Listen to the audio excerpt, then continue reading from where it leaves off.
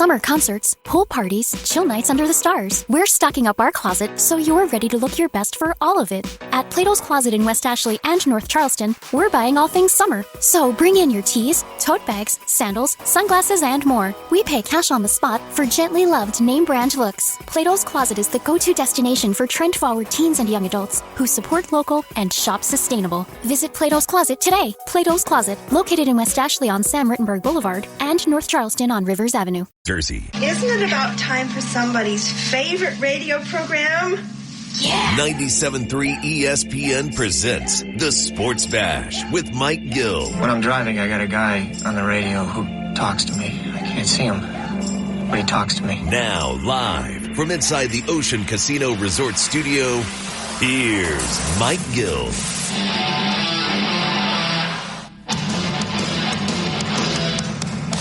We are live on a Wednesday edition of the Sports Bash, 97.3 ESPN, the 97.3 ESPN free mobile app, streaming live on the X platform at 97.3 ESPN. Use the hashtag SB Live. What's up, everybody? I'm your host, Mike Gill. Josh Jennings producing today's show. Well, the Phillies lose again in extras last night.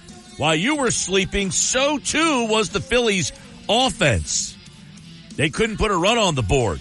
Shut out in San Francisco, wasting another great pitching effort from Zach Wheeler last night. Wheeler went 9 strikeouts, gave up just 2 hits. Bullpen was strong. Love what I saw from Kirk Green last night. A couple walks from Alvarado, but he busted out of it. Hoffman worked around a couple of hits, but they could not get any runs. Matt Strahm gets the loss as the Phillies lose for the 4th time out west. Holy mackerel. So we got a problem with the Phillies. They have lost 4 times on the West Coast, and they have an interesting lineup out today to try to answer the 4 losses they have out west. Also, at insult to injury, Spencer Howard shut you out for 4 innings, former Phillies pitcher. Yeah, Spencer Howard, the former Phils prospect who was traded out there. 4 innings, 5 hits, 4 strikeouts, and he has kept his perfect ERA on the season going. They had a bullpen game last night. They threw an opener, and Howard was the guy who came in. So they started with Miller. Rogers came in the 3rd. Pitched them for the first 3. Then Howard pitched the 4th, 5th, 6th, and 7th inning last night before they went to the bullpen again. They beat you 1-0. Couldn't get the offense going. Just 4 hits. 2 by Schwarber, 1 by Real Muto. And Castellanos, I think, had a hit. Well, they have 2, 3, 4, 5, 6, 7 hits last night. Just 7 hits. The Giants only had 4. The Giants had 4 hits and won the game last night. Phillies had 7 hits, 2 by Schwarber, 1 by Real Muto, 1 by Castellanos, 2 by Sosa, and 1 by Rojas. And, just didn't have it again last night in the offense today. We might as well dive into that offense, while we have it here for you on the Sports Bash. And, of course, the Phillies offense, batting lineup today. It is brought to you by Clark's Moving and Storage. Our friends at Clark's Moving and Storage. And, you got, an interesting lineup today. So let's kind of break it down for you as this one's kind of interesting. They're going with Schwarber in the leadoff spot as they normally do, but Schwarber, Sosa, Harper. So Sosa is getting the number 2 hole today. He's a guy that looks like they're going to try to capitalize on the fact that Sosa's been a hot hitter, and they say, hey, why not? Put him in the 2 hole. So there you go. Schwarber, Sosa, Harper, Bohm, Castellanos, Stott, Merrifield, Stubbs, Pache is your lineup. So no Marsh today, no Rojas today, no anybody else? Real Muto. No Real Muto today. There you go. I was going to say Stubbs is in the lineup. So there you go. That is your lineup. So Schwarber the DH, Sosa's at short, Harper in first, Bohm at third, Castellanos in right, Stott at second. Merrifield is playing left field today. I'm imagining that is there a left-handed pitcher today? Yeah, Kyle Harrison for the Giants. All right, there you go. Because Stubbs is catching, but I guess it's a day game after a night game. So Stubbs, a left-handed hitter. Nobody seems to care if Stubbs hits or not. So they just need him to get there and therefore to give Real Muto a day off. Yeah, well, guess what? They have Stubbs hitting 8 and Pache hitting 9. It tells you what they think about Pache is that he's in the 9 hole behind Stubbs, who's left-handed. But I guess they got Stott lefty, Merrifield righty, Stubbs lefty, Pache righty, then goes back to the top with Schwarber lefty, Sosa righty, Harper lefty, Bohm, Castellanos. So it's an interesting lineup that they're putting out there today. Look, I got to tell you, last night, Castellanos is in the 4-hole last night. He did get a hit, but he struck out twice. And at what point do you have to start asking yourself, like, do I just give the guy a day off? Like, I get it. You want him to kind of hit his way out of this thing. Fine. But everybody deserves a day off every once in a while. Did the guy tell you before the season starts, hey, I want to play 162? Well, guess what? If that was your goal, you're not giving me a reason to play you 162. Right. You know, early in the game, he strikes out in the first inning. Fine. Okay. No harm. There's a guy on base. So I'm not going to sit here and say that, you know, he caused the inning to come to a close. But you get Real Muto doubles in the 6th. You end up having Castellanos come up with Harper on base, and he strikes out again. So now he's got 2 on base. Now, they're not in scoring position, but he strikes out again. So twice you have runners on base with Castellanos. He ends up striking out. And the last 2 times he's up, he grounds out to shortstop with a runner on base again. So he was one of the few guys that came up with runners on base last night. And his last time up, 0 for 4. So there you go. He had an 0 for 4 night last night. But the 2 strikeouts, they're just killing you. And it's in the middle of the lineup. Right? It's in the middle of the lineup that you're getting these opportunities. Last night, now he singled the one time to get on base in the 4th, but he can't have the guy in the middle of the lineup hitting 199. All right? Like at what time, what place does the Phillies organization say, you know what, we've got to give him a day off and just let him just kind of try to refocus himself here? That, to me, is one of the things last night I'm looking at is you have him hit it in the 4-hole. What team has the guy in the 4-hole, a pretty key spot in your lineup, hitting under 200? I mean, is we at a point, Mike, where you just make up an injury for him, put him on the injured list, and let him go on assignment? I don't know, man. He gets paid a lot of money. He's a veteran player. It's hard to kind of do those things with some of these guys. They're not even giving him a day off, let alone making up an injury and putting him on assignment. So, no. And then, by the way, I don't know that you can even put him on assignment. He probably has the ability to say he doesn't want to do it, much like Harper did last year. Harper never went down. I think it's fair to just say, look, the guy just needs a day off. I think he's played every single game. How many games have the Phillies played? 38. And what are they? 38 and 18. All right. So how many games has he played? They've played 56 games. How many games has he played in?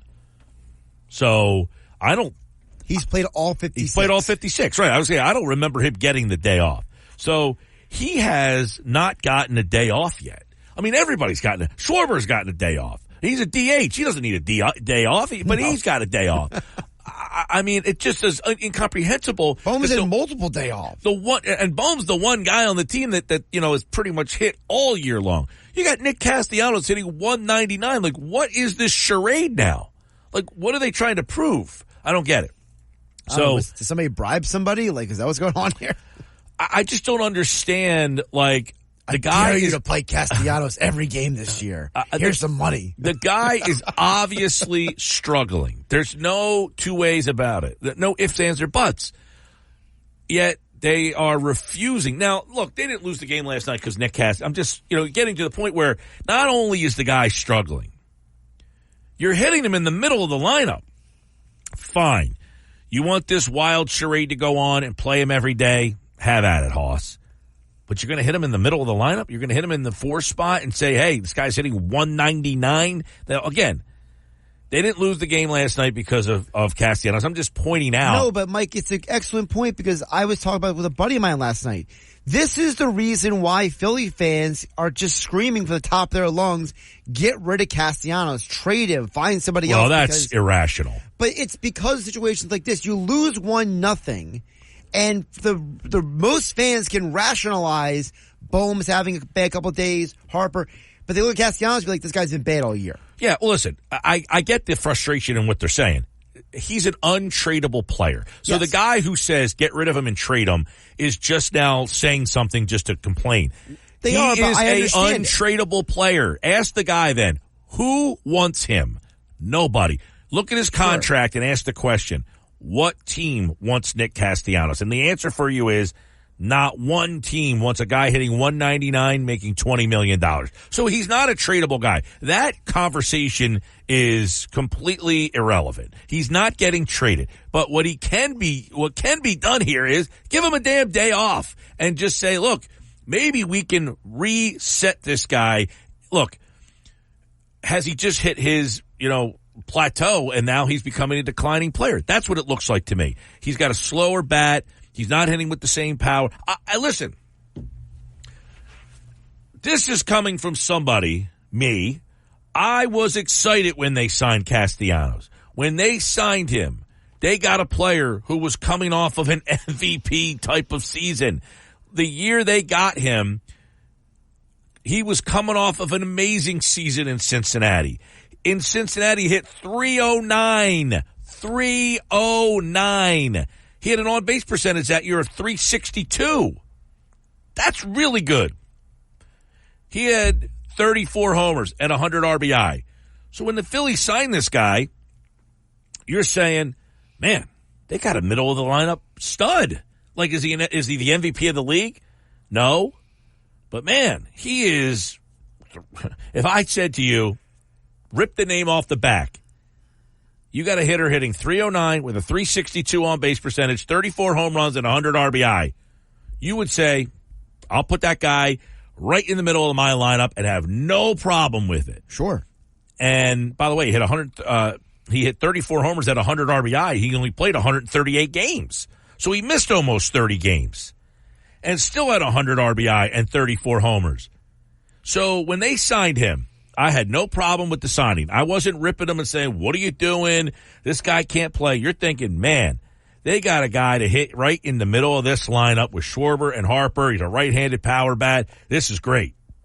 The first year here, he's average. And I think I'm being kind. 263, 13 homers, 62 RBI. 263 in today's age, that's pretty good. But going from 34 to 13 home runs. His power numbers went from very good to very average. Last year, you got a pretty good player. 272, 29 homers, 106 RBI. He was an all-star. You can't really complain with the season he gave you last year. Not to mention he swiped 11 bases. Where'd that come from? I don't know. He never had double-digit steals in his career. But the player they got in 2021 in Cincinnati has never appeared. Not even close. And now you're getting a player that at 32 years old is a declining player. So now you have to start asking the questions. What do we do here? If we're the Phillies, do we keep riding this out? Do we keep trotting him out there every day? If the answer to that is, look, we're paying the guy $20 million, and quite frankly, I don't know if their answer is, look, we just don't have another guy to play right field. That's not entirely true, but maybe that's what they're telling themselves. Because quite frankly, here's one of the problems. If Whit Merrifield got off to a great start and started, was hitting like 310 and was getting on base at a pretty high clip, would the Phillies have more reason to say, we got to find a way to get Merrifield in the lineup? 100%. It's possible. And I threw this out there over a month ago. I'd play Merrifield in left and play Marsh in right field on certain days. You have a right-handed pitcher, put Marsh in right field and let Merrifield play left field and see if you can kind of, get Merrifield going. And then at the same time, you're giving Castellanos time off so that he doesn't have to, he's played every day for what? You're not getting anything out of him. So at some point, the Phillies have a decision. Look, this is not about last night. This is the big picture, as I said all season long, going back to spring training. Every evaluation that I make of this team is with big picture World Series in mind. You cannot think right now, if you're the Philadelphia Phillies, that we can win the World Series with that guy in my lineup every single day hitting this way. Now, I'm not suggesting that he can't turn it around. I don't know that he can. If you ask me, he looks like a declining player. He looks slow bat, hit the ball. He's not driving the ball. He's got that big wailing swing. He just has this huge arcing swing, and he's not driving the ball. And it is something that I don't see him getting on a hot streak and all of a sudden going, look, he's hitting 199. What's a hot streak? Is it the 220?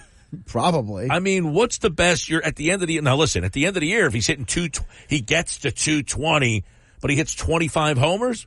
All right, then he got really hot. I mean, great, but I'll set the over-under on home runs for him right now. Castellanos is at what, 6?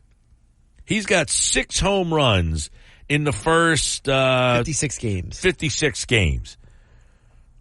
I mean, he's got a little over 100 games left. He's hit 6 in 50. That means, you're going to get 12 more essentially the rest of the year if you're lucky. Yeah, you're under 20. Unless he gets smoking hot, but I don't see it happening. But should we be waiting for that? No. The answer is no. The Phillies should not be waiting for it. The Phillies they should be proactive in this. Now, listen, I'm not saying proactive, make a trade, do something. What I'm saying is, see if I have in-house options. In other words, Nick's going to take the day off today. Who's pitching? A righty today? I mean, a lefty today, right? Yeah. All right, so maybe he plays today. They are off tomorrow. Okay? On Friday they come back home. And they will play the Cardinals. And in that series, you will see Michaelis is a righty. Michaelis is a righty. On Friday, I don't play him. They give him 2 days off then. You don't play tomorrow? Michaelis is and then I play Marsh in right field, and I play Merrifield in left field. Now, you want to play Clements in left field instead of Merrifield? I'm not arguing with you. Do whatever you want. But put Marsh in right field and just let him, hey, there's a righty. We just had a trip out west. We're going to give you the day off. And then Saturday, you play St. Louis again with Gray pitching. You're facing 3 righties in the series. I mean, you can't sit them all 3 games, I wouldn't think. I mean, I wouldn't have a problem with it if they did it, but I can't see that happening. That won't happen. Just the season as a whole, we already know they like playing this guy every day. Yeah, but I don't see the harm in just saying, you know what, there's a righty, you need the day off, he's struggling, he's hitting under 200, let's give him an extra day off, and maybe the 2 days off and see if he can get going from that. And then maybe give him, create another benchmark. Like, what's the next benchmark? Here's the problem. They go to London, so you got the 3 against St. Louis at home, the 3 against Milwaukee at home. The 2 games in New York in London are technically home games for Philadelphia. Right. So what's the next benchmark that you can find? I don't know. Do you say, hey, we'll give you up until the Arizona series to see if you can kind of turn things around? And that's June 21st. That gets you like 4 weeks. What I'm saying, I'm giving you the night off tomorrow. Right. I'll give you 4 weeks to see if that kind of sets you back up. And if by the Arizona series you ain't around 210, I might have to start, if I'm Dave Dombrowski, thinking about something different. I'm a little disappointed that Heyman and Sherman, when they had him on the podcast, they didn't, find a way to ask him about Castellanos, because a guy like Dave Dombrowski, he's been around a lot of baseball. I'm sure he's seen guys struggle at times. I honestly feel like, and I could be wrong about this, I honestly feel like I might be the only person that is questioning why he's in the lineup every single day. Every Phillies fan I've run into in the last 2 weeks have asked the same question, Mike. It's not just you. All right. Well, I haven't. Maybe you're the only person in the media. Okay, I was going to say, I haven't seen a lot of the media writing about it. I don't know if there's a lot of social media. I don't see a lot of people hey, yesterday, we did the Phillies mailbag. Frank got a ton of questions yesterday. Why is Walker still on the team? Why is Merrifield still on the team? Nothing asking, hey, what's up with Castellanos?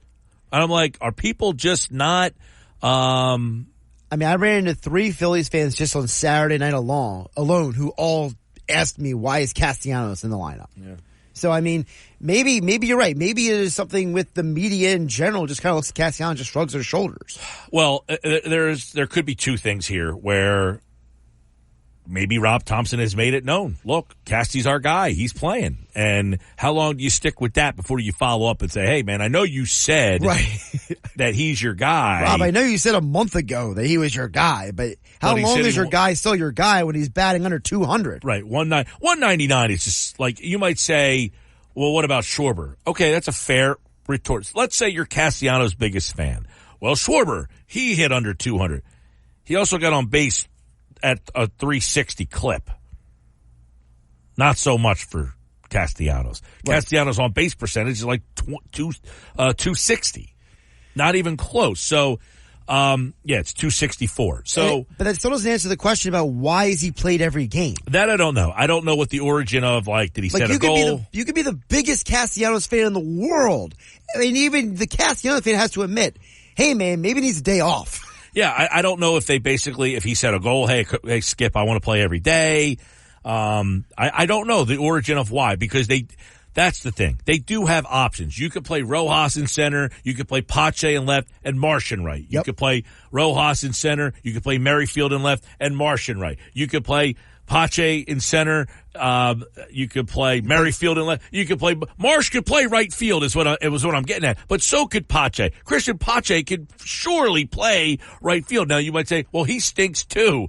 I get that, but you just to get somebody to give him a day off. You can't tell me that Marsh, Merrifield, and Pache can only play center and left field. Cody Clemens could play the corner outfield positions too. Cody Clemens is definitely an option. I wouldn't say, that's like a great option, but I'm not saying it's the best option in the world, but I mean, if you're giving a guy a day off. Right, and he's a left-handed bat, so you could say, you know what, there's a right-handed pitcher, we're going to throw a left-handed bat out there. Now, you can play Clemens in left if that's where he feels more comfortable. Marsh can play right field is my point.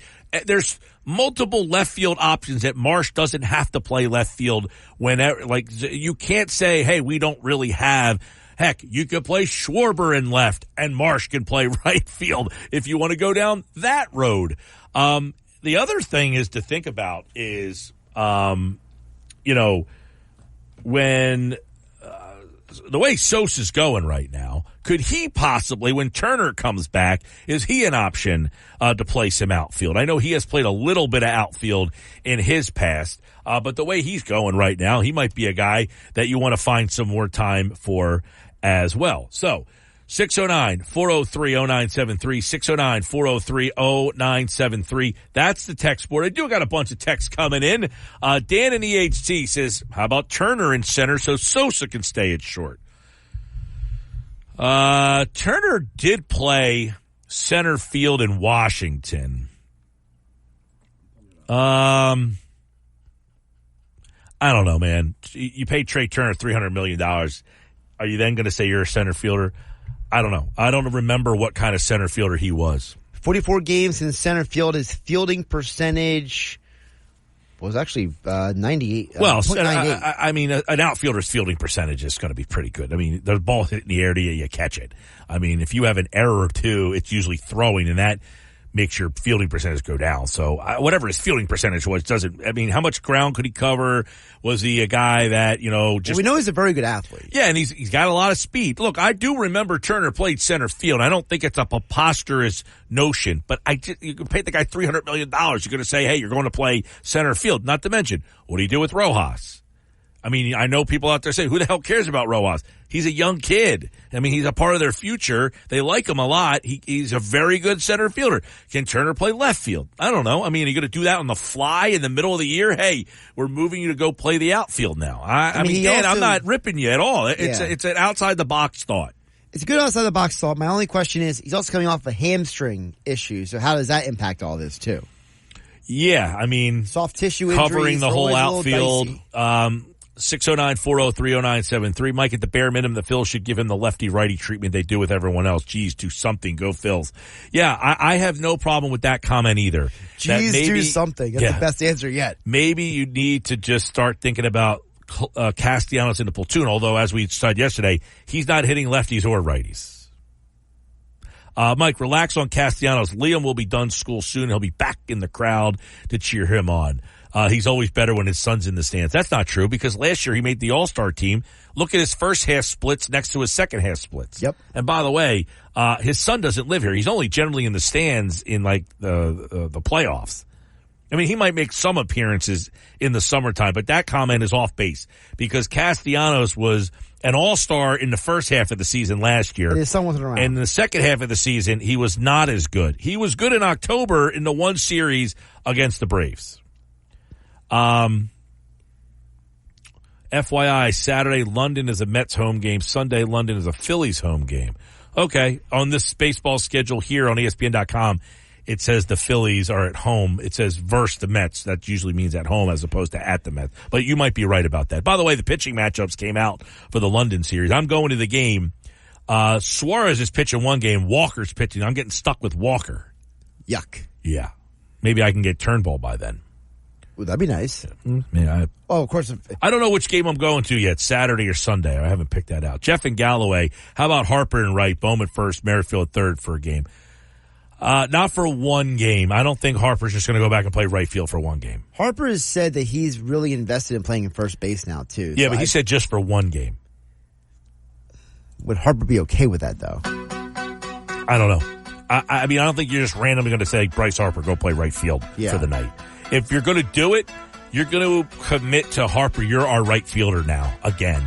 And boom, back to first base. And we can play Sosa, Merrifield at third base. Tell Castellanos play third base? Hasn't done that in probably a decade. He was terrible at third base the first time he played. He was so bad that they had to move him to the outfield. 226 Sports Bash Live. Does Mike McGarry think the Phillies have a Castellanos problem? I know in the past he said you got to stick with them, but is he ready to change his mind on that one? Plus, the max for Jimmy Butler. We'll explain with Keith Pompey from the Inquirer today at 3 on the Sports Bash Live on 97.3 ESPN, the 97.3 ESPN free mobile app powered by First Bank of Sea Isle City and streaming on the X platform at 973 ESPN. Use the hashtag SBLive. The Sports Bash with Mike Gill on 97.3 ESPN and the free mobile app.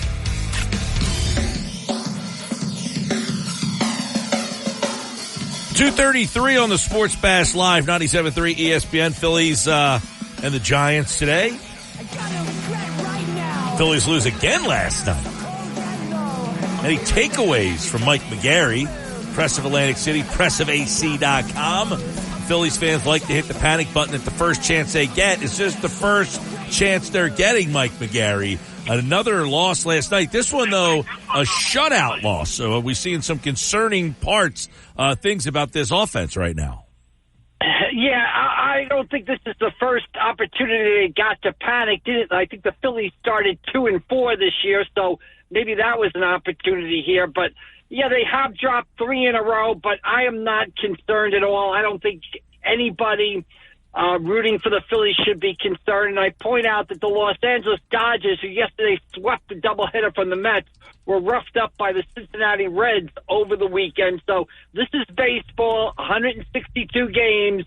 You know, you're going to lose a couple in a row. It's no reason to panic right now. Castellanos, 199. He was in the 4-hole last night. He has yet to have a day off all season long. Give me your kind of thoughts on that situation, why he hasn't had a day off. Would you recommend giving him the day off? Last night in the 4-hole. Any thoughts on the whole Castellanos as we hit June almost now and still under 200? Yeah, I think if you want to be concerned about something, Castellanos is something you can realistically be concerned about, right? You just said the magic words. We're about to hit June. We're past Memorial Day. You look at his average. You look at his performance in last year's playoffs where, you know, what was he, 1 for 24 or something in that NLCS.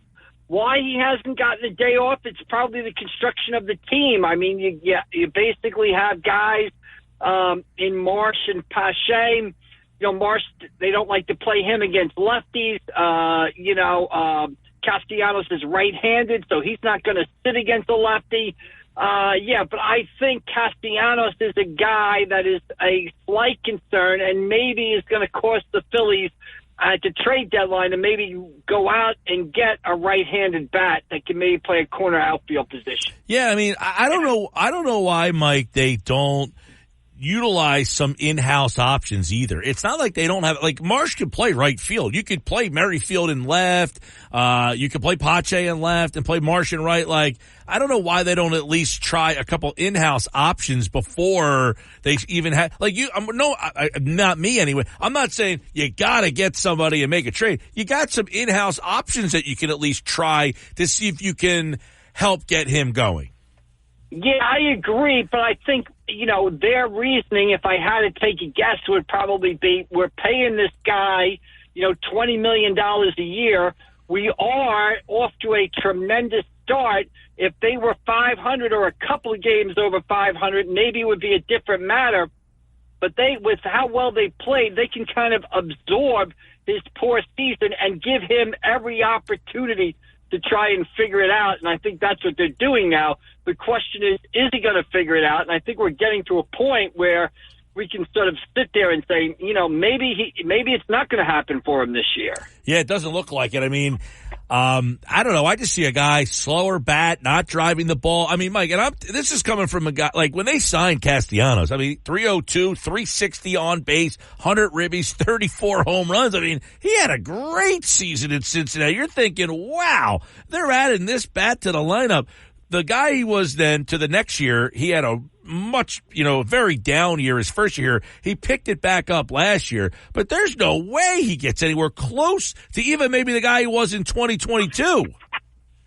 No, he's been a disappointment. Again, he had a bad year that first year. Last year, he had a good couple of months, and then he had a good beginning of the playoffs. So in the span of almost like 2.25 or 2.5 years with the Phillies, he's basically had a stretch of maybe about 80 games, out of, more than, close to 400 games where he's performed like the guy they thought they were getting. The thing to keep in mind with Castellanos is he has the connection to Dave Dombrowski back with the Detroit Tigers, so Dombrowski believes them, and maybe that's a reason why, too, he gets an extra long leash here. We had a couple text messages that came in. I want to have you kind of answer those questions as I did. Dan in EHT says, what about putting Turner in the outfield so Sosa can play shortstop? Not going to happen. I mean, Trey Turner is, a shortstop. You're paying him $300 million a year. When he comes back, he's going back to shortstop. And although while I feel Edmundo Sosa has filled in tremendously, let's not forget, Edmundo Sosa has shown in his career that he's basically a utility player. If he gets 250 to 300 at-bats a year, which is what he's on pace to do now, you're going to love Edmundo Sosa. If Edmundo Sosa gets 500 at-bats a year, trust me, Dan, you're not going to like Edmundo Sosa as much as you like him right now. What about the thought of possibly putting Harper back in the outfield? Again, not going to happen. You don't take a player like Bryce Harper and just move him around, especially with, his history of injury. His back has been a little, precarious the past couple of years. You're not going to have a guy who from the first day of spring training has been, designated to play first base. You're not going to all of a sudden type Bryce Harper on the shoulder and tell him, hey, buddy, you're back in right field. No, Bryce Harper is at first base for the foreseeable future. Boy, you and I agreeing on a lot of things today, Mike McGarry. I agree. Harper not going back to the outfield. The Turner thing, you're not asking him to go play the outfield. Now, he did play center field in Washington when he first came up, but I don't see that happening again. Mike McGarry from the Press of Atlantic City, pressofac.com. Yesterday, let's change gears here a bit. It was reported by Keith Pompey, who's going to join us in about 20 minutes from now. The Sixers prepared to give Jimmy Butler a max extension if he's in fact traded. I mean, is this like buyer's remorse that they didn't do it the first time? So if they get a second chance, they're going to go try to do it this time around? Yeah, I think the Sixers are in a precarious situation, basically. In fact, that they've got to go get a superstar or a star player, a third player to add to the Maxey Embiid mix, and they're shopping in a market with limited guys available. And, you talk about a Paul George, you talk about a Jimmy Butler, you talk about a Brandon Ingram. I think they have to go get one of those guys. I don't think they can sit there and tell Joel Embiid, hey, buddy, wait another year. We'll go star hunting a year from now. Jimmy Butler's the guy out there. And again, I've said it before, what concerns me is you look at the NBA playoffs, you look at the teams that are left. They are filled with talented young guys who are 25, 26, maybe 27 years old and younger. All the guys 30 and older are home, including Jimmy Butler. So giving a max contract to a guy like Jimmy Butler in his 30s worries me, because you look at the current NBA right now, there's been a shift. It's towards a younger league. I agree with that to some extent, but you're also you said it, you're in a spot where you have the money now. You have Embiid. How many more years would you say you're getting high-level Embiid? I think, again, he'll be 31 this upcoming season. We've all seen big men not really age that well, big men with an injury history like Embiid. I think you've got a window open this season, maybe next season. I don't know about after that. I think it's the next 2 years here that they've got to make a move with Embiid. And you're right, they've got to go get a third player. You can only get who's available. But again, it doesn't seem like an optimum choice. It seems like they're in a bind here, in a bind that going through the process and stuff was supposed to get them out of. Somehow they've arrived at a bind where you're going to be giving Jimmy Butler $200 million. Oh, man. That one's interesting. And obviously, the Philly, the Sixers, I mean, they're in a weird spot because they have all the money, they have draft picks, so they have the ability to make moves, and they just don't have a lot of options. I equated it to, hey, here's $1,000, go on a shopping spree, but you can only go to the dollar store. Yeah, absolutely. And you're not even getting that nice, Diet Coke. You're getting some indiscriminate, non-generic Diet Coke that you can't even taste, basically, or taste like gas or stuff like that. That's the position that the Sixers are in right now. Again, they've got Embiid, they've got Maxey. They need a third guy. They have all the money in the world, and again, they're not going to buy a Mercedes. They're going to get maybe a nice Kia Optima. Maybe that'll be good enough to get them home. Who knows? Well, as we know, a lot of people are saying you get, going away from the 3-star thing and just kind of, hey, the 2 guys and then just a solid group of role players that kind of mesh around them. That's not going to get it done, and I don't think you can tell Joel Embiid that, hey, we're not going to bring in, a couple of star players. We're going to bring in role players and hope that gets it done in the playoffs. I don't see that as being an answer for the 76ers. That's certainly not Daryl Morey's history. The guy has signed stars wherever, in Houston, in Philadelphia. He star hunted his whole life. I don't think all of a sudden he's going to become a guy who just signs up a couple of role players and says that's how we're going to play out next season. Mike McGarry from the Press of Atlantic City, PressOfAC.com. A lot of local baseball teams, softball teams still rocking and rolling. Yes, the high school season is getting ready to wrap up, but where are you heading for the playoffs today? Yeah, right now on the road out to Cedar Creek High School in Egg Harbor Township, Lower Cape May and Cedar Creek in a South Jersey Group 2 quarterfinal. The public school baseball teams, Mainland, Ocean City, Egg Harbor Township, ACIT, all in action today as we're in the quarterfinal action of the state high school baseball tournament. It's amazing how quickly the spring season goes. We've got about another 10 days left in the season here, and then high school sports wrapped up for 23-24. It's unbelievable how fast the school year goes. Yes, indeed. So check out all the coverage, PressOfAC.com. Mike McGarry. Where are you going today? Cedar Creek and Lower?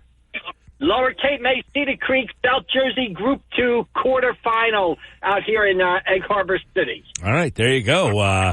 Good stuff, Mike. We'll check back on Friday, see if the Phillies can get back to the winning track. By the way, Cardinals in town this weekend, and Sunday Night Baseball. You can listen on 97.3 ESPN. Thanks, Mike. All right, we'll see you down the road, Mike. Thank you. All right, 15 to the top, Sports Bash Live, 97.3 ESPN, the 97.3 ESPN free mobile app. I'm Mike Gill. Thanks to Mike McGarry. Phillies and the Giants will get you up to date on that throughout the day. By the way, over on our social media page, Josh, did you see this? I posted the photo yesterday of which person are you? I did not see this. A or B? It's a picture of French fries. Okay. Person A is the guy who puts his ketchup like over the fries. Right. And I've seen person that. B is the guy who puts like a big glob of ketchup like on the side. Right. Which guy are you? B. You're B. You see I the don't- picture here? Come look at the picture real quick. So you can see what I'm talking about, just to make sure you're okay. So you got person A and Definitely person B. You're I'm B. Because I don't, two reasons. One, I want to control the amount of whatever I'm dipping my fries into. I want to control how much I'm consuming of it. I want what I want of it, when I want, how I want. And number two, when you put it all over the fries, it gets messy and it's not as fun. So if you have a chance during the break, and I'll put up the picture on the video if you're watching the video at 973 ESPN on X, use the hashtag SB Live. Which person are you? Do you put your ketchup on top of the fries, or do you put the big glob of ketchup on the side of the fries? Does Mike Gill have a preference? I definitely have a preference. 1,000%. And it might be C. None of the above. Might be none of the above. I'll explain. Coming up next on the Sports Bash Live on 97.3 ESPN and the free mobile app powered by First Bank of Sea Isle City and streaming on the X platform at 973 ESPN. It's this Mike Gill Do I have everybody's attention now? on 97.3 ESPN and the 97.3 ESPN free mobile app. All right, 2:53. Keith Pompey in about 7 minutes from now. So here's the picture, Josh. Which guy are you? A or B? Ketchup on the fries or ketchup on the side of the fries? 100% on the side, never on top. Yeah, I'm never on top, but I'm generally not in the, like this picture has the fries in the same dish. I can't go same dish. I usually have to go like in a different area. Like maybe I'll ask the waitress or the waiter, hey, can I get a side dish? Like a little one. Like one of those like little containers? No, either that or like the little bread dish. Okay. Can I get the little bread dish and I'll put the on there? So they're not touching each other. Correct. Okay. Yeah. So I added up a lot of the answers. We had a ton of answers over on the social media sites. A lot of B's for the answer. It makes me feel like our audience is not psychotic. A psycho would put the fries with the ketchup on the top. Right. And our listeners don't seem to be psychotic. I'm glad to hear that. Keith Pompey from the Philadelphia Inquirer is going to join us on the other side. And interestingly enough, the Sixers had a shot to give Jimmy Butler a max extension. The year was 5 years ago. They elected not to do it. Are they having second thoughts about that? We'll find out when Keith Pompey joins us coming up next. We'll talk some Sixers and offseason with him because obviously we are getting closer to the NBA Finals starting, and the Sixers are going to be involved in a lot of the conversations. We'll make sense of them all with Sixers beat writer Keith Pompey from the Philadelphia Inquirer coming up next here on the Sports Bash Live on 97.3 ESPN, the 97.3 ESPN free mobile app, and streaming live on the X platform at 973 ESPN. Use the hashtag SBLive. This is the Sports Bash with Mike Gill on 97.3 ESPN and the 97.3 ESPN free mobile app. Now live from inside the Ocean Casino Resort Studio, here's Mike Gill. 3 o'clock, Sports Bash Live, 97.3 ESPN, the 97.3 ESPN free mobile app. I'm Mike Gill. What's up, everybody? The NBA playoffs have kind of been a stinker in this round. Celtics sweep. We did have a Timberwolves win last night. Entertaining game. 3-1. That game tomorrow night on 97.3 ESPN. Mavs, Timberwolves game 5 in the Western Conference Finals. But the Sixers, of course, will be at the top of the news pretty much because they have all the money. They've got a lot of draft picks. So what will they do with all the money and all the draft picks? Keith Pompey from the Philadelphia Inquirer covers the Philadelphia 76ers, and I would imagine, Keith, this is going to be a very busy offseason for all the Sixers news because they're going to be attached and tied to almost every name in some capacity, wouldn't we think? Yeah. I mean, especially this summer. I mean, there's a lot of guys, who I mean, even if there are going to be certain dudes who don't want to come there, and they're going to try to attach their name to the 76ers because of the cap space. Right. So you're a guy who's looking to get money from the team that you currently play for. You are going to be asking the Sixers for, hey, do you have an offer for me, so that they can go back and kind of pitch that to their team. Hey, the Sixers want me. What do you have? Yeah, that's going to happen. It tends to happen that way with a lot of teams, especially a contending team with the Sixers, because they have the cap. Like if it's a losing team, like let's say if it's Detroit, and you say, hey, if you don't give me what I want, I'm going to go to Detroit. and the president's going to be like, all right, I'll pack your bags. Go ahead. Good luck. You know what I mean? But if it's the Sixers, where it's a team that, you could be an A1 type of guy and you can step in and help them win a championship, then the general manager's going to be like, maybe we need to sit down and talk a little bit. Exactly. Well, let's start with a couple of things. We're going to hear a lot of names. You wrote over at the Inquirer about that the Sixers are prepared to give Butler a max extension if the Heat end up trading him. I mean, this kind of sounds like, whoa. Pretty big news there that the Sixers would be willing to do so. So what more do we know about that whole Butler, Miami, Philadelphia situation potentially? Yeah, the thing is, Jimmy Butler wants to get an extension. Now, he has a 1 year left on his deal, but then he has a player option for the following season. But right now, he wants to get an extension, and if he gets an extension, what he would do is he wouldn't have a player option for next year. What it would be is it would be this year and 2 more, basically, essentially. So he's in line to make 48.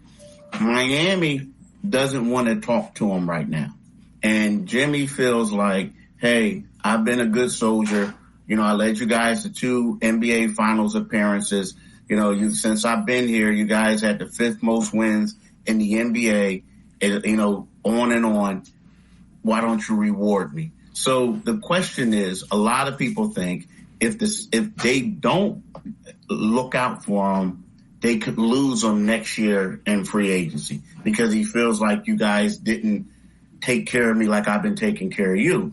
So that's where it comes in. Well, if we're going to lose him, we might as well trade him, right? And that's where the 76ers come in at, because they're going to be, what he wants from a team is he's going to want that max extension wherever he gets traded at. And let's face it, the Sixers are looking for a 3rd star.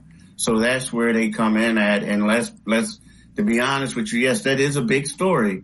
But in order to get Jimmy, to get him to be someone that's going to be committed to you, you are going to have to give him that max extension. So basically, he's going to make the $48 million this year, and then he'll make $113 million over the next 2 years, the final 2 years of that contract. So that's where they stand. Now, again, it's up to Pat Riley.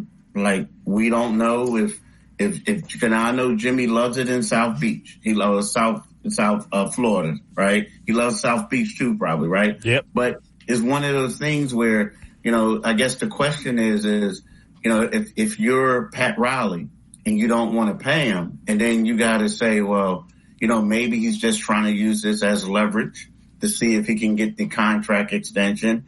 But if it's deeper than that, are you willing to lose him and not getting anything in return? If he just leaves as a free agent next year. So there's a lot to digest right now. Yeah. So essentially the Sixers are in this situation like, hey, if he becomes available, we're interested and we would extend him. So there's a lot of pieces that have to come into place here. But if the Heat were willing to listen for an offer, the Sixers would say, we're interested, and we would give you that extension. So he would be a Sixer next year and then 2 more? Yeah, he would be. He would be. Like, if they make that trade, he'll be a Sixer next year and then the following 2 seasons. And, a lot of people look at it like it's crazy. I mean, we all know about the Paul George situation, but, Paul George would really it depends, people feel like, Paul George could sign an extension now for 3 seasons, but he wants 4 years, right? So if you look at it, it's one of those things where you're actually coming off of less money over the duration of the contract by getting Jimmy Butler if you do that. Well, but again, there's a lot of stuff that has to happen for it to happen. Yeah, but real quick, Keith, too, I mean, if you're a free agent in this offseason, you're kind of getting the raw deal, because when that television deal comes in, the next one, some of these guys are going to probably be making $60, $70 million. So would that be a bargain for the Sixers to give a Jimmy Butler that kind of deal this offseason? You know what? That's a great point. It would be. But also they have this new rule now where if they got like, I think it's a 38-year rule. So if you're 38 years old, like towards the duration of the end of that contract that they will probably get next year, it's like your money of that last year isn't going to be like what it is. That's why if Paul George signs a 4-year deal, he can only make $9 million more in LA than he would other places. So it gives you no incentive. But you are correct. It would be, with that deal, it would be a great incentive to get someone. But something else that a lot of people aren't talking about as well, even though that new money is coming up, this is the year that you have a lot of cap space, right? And what I mean by that is the Sixers, because, the one thing we keep talking about Maxey. Everybody talks about Maxey, right? He's about to get this big deal. The Sixers have close to $65 million available, but so you can get a guy now, but next year you're going to give Maxey, a $200 million contract over 4 or 5 years. But here's the deal. What about Joel? Joel's going to be up for an extension as well. So when you factor in the money that both of these guys are going to make, it's going to be tight down the road. So if you have the time to give somebody a max contract right now, this would be the season to do it. So, I mean, if the Sixers were able to sit down with Keith Pompey and kind of say, these are the hierarchy of what we would like to happen, what do you think they would say? What do you mean talking about they would tell me? Well, if they were saying... the hierarchy right now, I think, right now in the hierarchy, because the hierarchy would be Paul George and LeBron James, right? And the reason being is because you look at the things that they both can do, and they're both, going to be free agents. So it's like you're not basically having to give up grab assets. You're not having to, work out a trade or anything like that. You just go out there and get these guys, right? So I feel like that would be that. But I also think there's something inside of them that's looking at Jimmy Butler and saying, man, I think we messed up, a couple of years ago. I think we really did. Now, the question is it 5 years too late? But I do think that when you look at a guy like Paul George, who, and the one thing I think that we have to remember is that Tyrese Maxey is ascending. He's getting better at each year. He's still a young player. So it's going to be pretty soon that he is going to be the face of the franchise, right? But with him being there, like you look at him as a D Wade, so to speak, when he was in his prime, playing with Alonzo Mourning and Shaq and guys like that, Gary Payton, those type of guys. So you look at Maxey and see how he's ascending, and then you say, okay, well, if I have a Jimmy Butler or Paul George as a third star and all they have to do is defend, Jimmy brings that playoff Jimmy. We also have Joel, who's going to take up a presence that where you can't trap and do things to these other guys. Hey, that's a pretty good punch. I just think that what people are doing, and I get it, they're looking at it like these dudes are 30-something years old. You're going to give them a max contract. What's going to happen? But I think that you're thinking, if you're the Sixers, you got to think that Maxey's going to continue this, and Joel is still going to be the toughest guard in the NBA if he's healthy. You know what I mean? But me personally, I think that just because the whole Jimmy Butler thing is, you have to get Miami to agree upon it. Last year, we all thought they were going to get Dame Lillard. That didn't work out, right? Other things. So I feel like if you feel real confident and they feel like they still have a chance with Paul George, I feel like that's your number one option if the Sixers. We're talking with Keith Pompey from the Philadelphia Inquirer. Sixers offseason, not quite there, but it's going to start amping up soon here. So the Paul George stuff we've been hearing for a while, you've been done a lot of reporting there. You just mentioned LeBron James as something. So is that a pipe dream? Is that realistic? Do they think they have a shot to make, I mean, he was a free agent a couple of years ago. Were they interested then? Would he have any, where do you think that LeBron would sit in terms of his interest here and their interest in him? You know, there is definitely some interest in LeBron. There definitely is. You know, the thing about LeBron, from the people that I talk to, and who knows, I'm saying this now, who knows, next thing you know, they're going to announce LeBron James is coming to the Sixers. But here's the deal.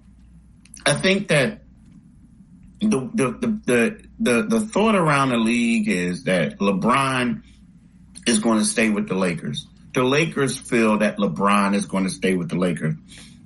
The thing is that everybody thinks that LeBron is using his leverage to make sure that they do right by his son, right? That's what it is, that they do right by his son. And with that being said, like, you think about it, LeBron is living in LA, you know, and I know, you know, he's a billionaire. He could go anywhere for 8 months and then come back and be home. But he has a lot of business ventures.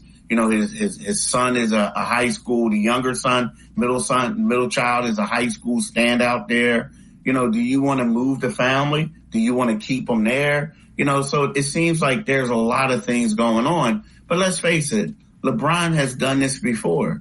He uses what he does, his power and the fear of losing him to get what he wants. I mean, he used the Sixers before. Remember when the ownership group hopped on a plane, they flew to LA to meet with LeBron, but LeBron didn't show up. He wasn't there. It was Rich Paul. And then hours later, he commits with the Lakers. So it's one of those things where in the back of my mind, I'm asking myself, is LeBron James serious or, you know, about wanting to play with his kid? Or is he just setting the record straight to the Lakers? Like, look, y'all know what to do. If y'all want to keep me, you got to do what I ask. That would be interesting, you know, to see LeBron with Maxey and Embiid, because, you know, the league seems to be in this evolution of these younger players starting to take that, you know, you got Luka, you got Ant-Man, even the Celtics players are kind of young. I mean, they've been around for so long, but the Sixers are this weird. They got this really young guy in Maxey. How many more good championship years does Embiid have? You know what? It's crazy. I feel like Embiid is. You know, it's a tough question because dudes have been playing for a long time. But when you look at his injury history and you look at everything, you know, I feel like it's not as long as he would like. You know what I mean? I feel like that he's in the prime of his career right now. I feel like it's something that they need to get taken care of. In a couple years. I do. I mean, maybe give him 3 years or something like that. And I hate to say that. Sometimes you hear guys playing longer, but when you think of the injury history, you have to say that, and it's not a knock on him, but he has an old body for a 30-year-old. You know what I mean? Because of that. So, you know, I feel like, and that's part of the problem. That's part of the reason why, you know, the 76ers are like, hey, yeah, we're going to get we're going to get a guy right now that we think who can help the team now. Like, this is the time. The window is now, and who knows? In a couple of years, it's probably going to be dwindling. It's going to be gone. Well, that's the thing, and your point is right. I agree with you. That, like, 3 years, you might say he could play like an MVP level for 3 more solid years, which means it almost seems like, okay, do you get that veteran player who can take 2 or 3 really good shots at it while you got Joel? And is the option of the guys we're just talking about, Paul George, LeBron James, Jimmy Butler, do those guys fit that mold of, hey, if we're going to take 2 or 3 big swings, those are the guys we got to go after? Or do you try to find multiple guys and say Maxey and Embiid with like your next group of guys? Yeah, you know, you can try to find multiple guys, but see, the thing is with that is you'll find multiple guys. Of course, they're not going to get the contracts that the guys are getting now. I don't think we'll see another Tobias Harris situation, right? Where they're paying a guy to be the third star, because, other things. I think they want to go out and get like an all-star guy, right? But with that being said, aside from that, I can see them getting multiple guys, so to speak, filling out a roster, being role players, give them a couple years deal, this and that, because they realize the thing is, when you give a max player like, let's say, James Harden, they had James Harden. Some people might say that James Harden was past his prime, right? But he was still making $30-something million. Well, you were able to still trade him, get a couple draft picks, pick swaps, and get players with expiring contracts that enabled you to have all this cap space and then all these draft assets. So the Sixers feel like if I go out there and I get a max player and that player doesn't pan out, we can trade him.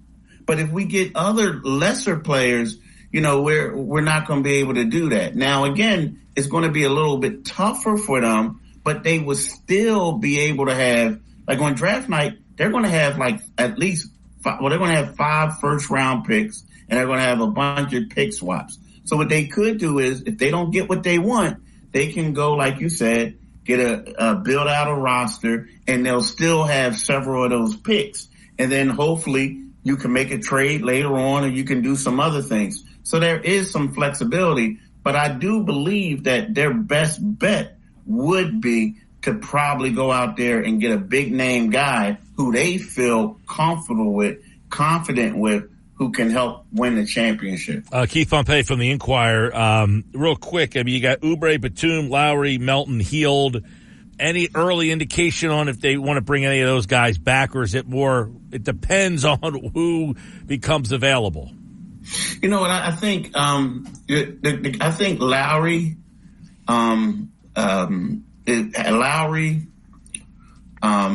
Batum, and Kelly Oubre Jr. are 3 guys that they would really like to bring back, right? You know what I mean? I think that when you look at Lowry, you can say that, Maxey towards the end, there was some maturation in his game. And the thing that I liked, I got a little upset, come on, Kyle, they got you here to be the point. But it was one of those things where there was a lot of times Kyle would get the ball, or the ball would be inbounds, and he's pointing, give it to Maxey. And he's over there helping them direct. And it's kind of like, it reminded me of, you're going to driver's school and you're driving, but the instructor is on the other side telling you what to do. And I think that we saw some maturation as him as a point guard since Kyle came now, right? Also, I think that Nico Batum, of all the players in the playoffs, since the playoffs began, he took the biggest leap in my opinion. He was the guy that showed that will to win. He stepped up. He had a couple nasty dunks. He was hitting big threes. He played defense. He did a lot of great things. And then I think Kelly Oubre is the type of guy who came here and he just showed out. He was a dude who, the problem that Tobias Harris had at times was he didn't know how to adjust when he didn't have the ball. Kelly was like, forget that. I'm getting putbacks. I'm crashing the boards. I'm doing whatever I can. I'm going to play the best defense I've ever played in my life. So I feel like those are 3 assets that they can have moving forward. One, the veteran point guard who can continue to help with Maxey's maturation. Another guy you have, if you're going to bring in a third star, you're going to need a forward who doesn't care about shooting the ball, but when he's wide open, he's going to stick a 3 and he's going to do everything. And it doesn't hurt that you are great friends with Joel Embiid. And then Kelly Oubre, you need that aggressive guy who has that will to win, who just doesn't care. And he knows how to coexist and get his own shot when he's not getting plays called for him because of Maxey and Embiid, being so ball dominant. So to me, those are the 3 guys right there. Last thing for Keith, on draft night, would that be the night that if you're going to make a deal for a Butler, it would happen on draft night? Yeah, I believe so, because on draft night is when, right now they have 3 first-round picks to trade future, right? They have these pick swaps. But on draft night, it's going to go up to five first-round picks. And I feel like that would be the best night to do it. You know what I mean? The best night to do it because you have more to give up. And let's face it, especially if you want to get a third team involved, let's just say if you want to go after Butler, right? If they're serious about that, what you do is you got 3 teams. You say, hey, look, you give us Butler, they'll give you a player, and we'll give you the picks. Yep. You know what I mean? So that's how it will work out. All right. Keith Pompey from the Philadelphia Inquirer. Before we run, which guy are you, A or B? Oh, man. I'm A. Oh, I knew it, you Pitt guy. No way. You're the proper one, huh? I can't get too much. You got to go B. Got to go B in this picture. You know, I'm a slob. All right, buddy. Good to see you, man. Go Mountaineers. I was about to say, you beat me before I could say hell to Pitt. Go ahead, my man. Take care. All right, buddy. Keith Pompey from the Philadelphia Inquirer, everybody. Check out his story at Inquirer.com. He says that the Sixers would give a max extension to Jimmy Butler if they could trade for him. So, in other words, as he talked about, let's kind of go back to the beginning of the conversation. If the Heat are willing to trade Butler, now Butler says, hey, I want an extension. The Heat say, not giving it to you. Okay, I want to be traded. The Sixers say, we're interested. Okay, Jimmy will go there, but you got to give him the extension. According to Keith, sources telling him the Sixers would in fact say, we'll give you the extension. Here's the part of the conversation that I think has to be kind of examined a little closer. The extension that Butler's looking for is not a 5-year extension. It's a 3-year. It's this year and then 2 more. I think that's pretty manageable with Embiid's timeline. That, like, if you have to give him one of these 5-year max deals, that's a different situation. This is, hey, we'll take a 3-year crack with Jimmy Butler. I think you could do a lot worse. Couple of reactions I have, Mike. Number one is this falls in line with what Jimmy Butler said several years ago on the Chris Haynes podcast. Remember that hour-and-a-half long wine drinking podcast he did with Chris Haynes years ago where he talked about how I don't want to play past a certain age. I don't want to be some old guy hanging on for dear life for a paycheck. You know, Jimmy's always been about, I don't want to play in the league forever. I have a definitive timeline. So this totally makes sense. The other side of it is you mentioned about Embiid's window.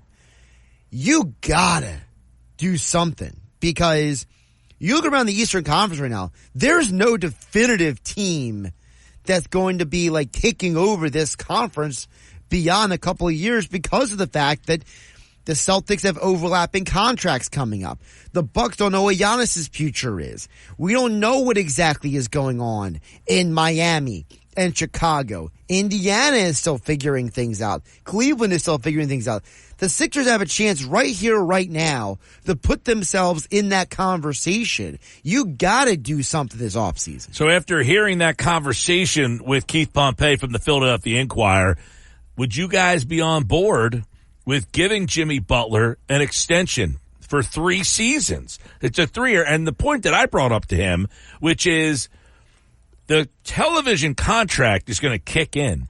Right. That means the salary cap is going to become ridiculous, which means you're getting Jimmy Butler kind of on a bargain if you think about it, right? You are. And I think that is another key to this as well. Get this deal done now so you don't regret something worse later. Oh, and I thought his point that he brought up is like, hey, we messed up. Like, did they look at it, the Sixers, and say, we messed up? Like, are they acknowledging that they messed up with Butler the first time and they want to fix it? I will say, Mike, let's not forget that Daryl Morey was not here back then. So no, but the ownership group and a lot of those people might say, hey, we had Butler here. We messed that whole Elton Brand's still here. Elton Brand is still here. Yeah. That's true. Sports Bash Live, 97.3 ESPN, the 97.3 ESPN free mobile app. Thanks to Keith Pompey, as always, from the Philadelphia Inquirer. I'm Mike Gill. Hey, I've been telling you about my friend Rocco over at Key Acura of Atlantic City. They got the Acura MDX. It's a low-mileage lease for qualified customers for just $4.99 a month with $49.95 down, or the Acura Integra. It's $345 a month with $39.95 down. That's it. There's no hidden fees, no extra charges, and it's only at Key Acura, Tilton Road, EHT, the small but friendly dealer. They've got the offer ending on May 31st, which is Friday. So you have a couple days left to take advantage of this deal. The Sports Bash Live on 97.3 ESPN, the 97.3 ESPN free mobile app, streaming live on the X platform at 973 ESPN. Use the hashtag SBLive. The Sports Bash with Mike Gill on 97.3 ESPN and the free mobile app. I don't think so, because Bron is very tedious. He's a habit person. Yep. Right now, Joel Embiid is still working on his habits. As great as he is as a player, he is still working on his habits. And Bron don't got time for that. Oh, it's a great way of saying saying ain't playing that. It's a great way of saying He ain't playing that. I'm just telling you. There's no way the hell he going there. Okay. And Jimmy ain't either. Okay. Let's move on. That was Udonis Haslam, who said LeBron not going there and Jimmy ain't either. A lot of it centered around Joel Embiid needs to work on his habits. Now, Haslam would know Jimmy pretty well. Right. Haslam has been either playing for the Heat or hanging around the Heat for And he played, obviously, with LeBron when LeBron was with the Heat. Correct. 45 years ago, Haslam was still there. Right. So he feels pretty strongly that those two guys wouldn't want to play with Joel Embiid, it sounds like. But, I mean, Jimmy Butler and Joel Embiid got along pretty well. They're still really good friends today. Well, you can still be friends with people and not want to play with them. That's true. So, do we think that's where they're at? Where Jimmy Butler would say, I like Joel, but I'm not interested in playing with him. I don't know about that. I don't know about Butler. The LeBron thing is interesting, Mike, because I think the question should be asked, what is it about, is there something about Joel Embiid that would be unappealing for other players to play with him? I don't know. LeBron was on a podcast, the one he does with JJ Redick recently, and he was really complimentary of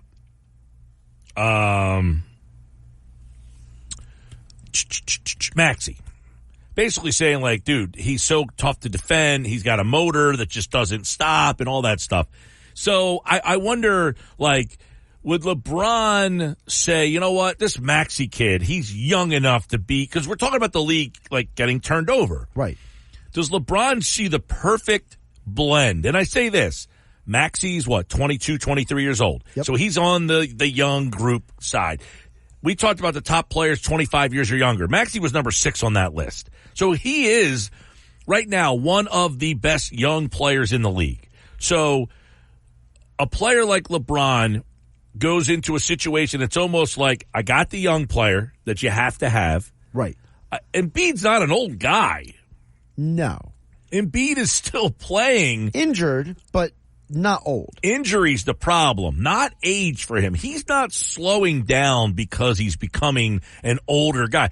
Listen, if I'm watching the games and I say, look, this guy last year scored 35 points a game, 11 rebounds, 6 assists. I mean, he's not slowing down.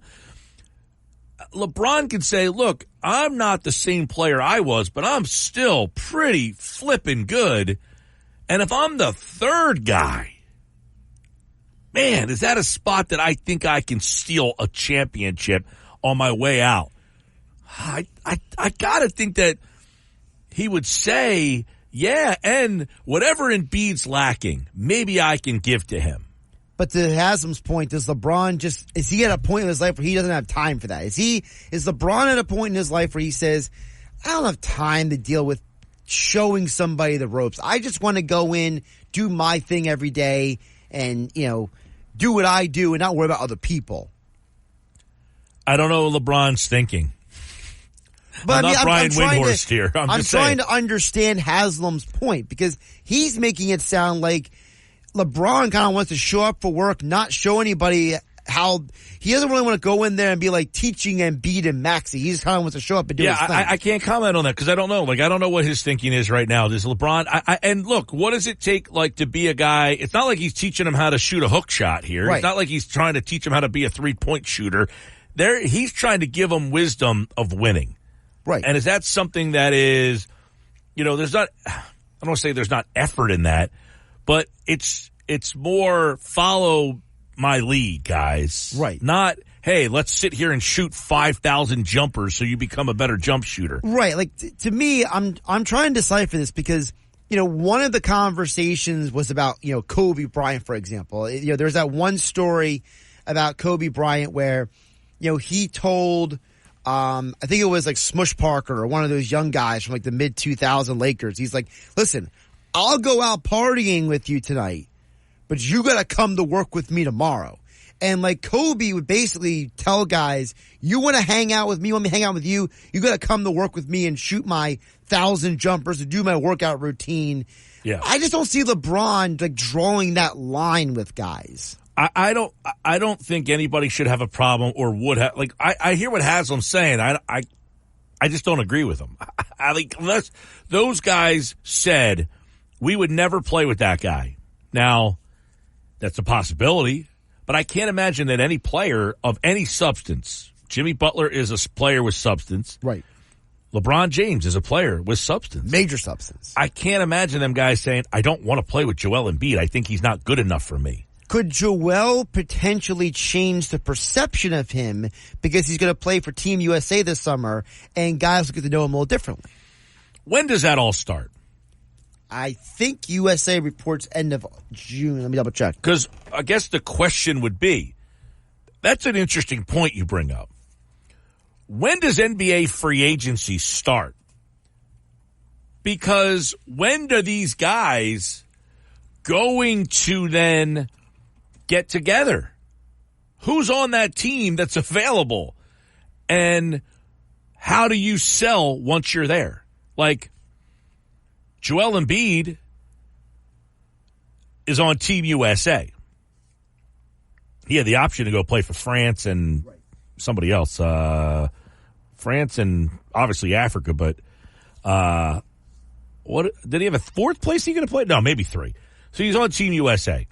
Who's on the Team USA roster that Joel can go after? Because one of the things has been like, what kind of recruiter is Joel? Like, do people say, hey, I want to go play with Joel Embiid? Or Joel Embiid say, hey, man, come play with me and Maxey. We've got an open canvas here in Philadelphia. So the Olympic Games are July 26th to 11th. So that's a month after basically almost a month after free agency. But the training camp is supposed to be right after July 4th weekend.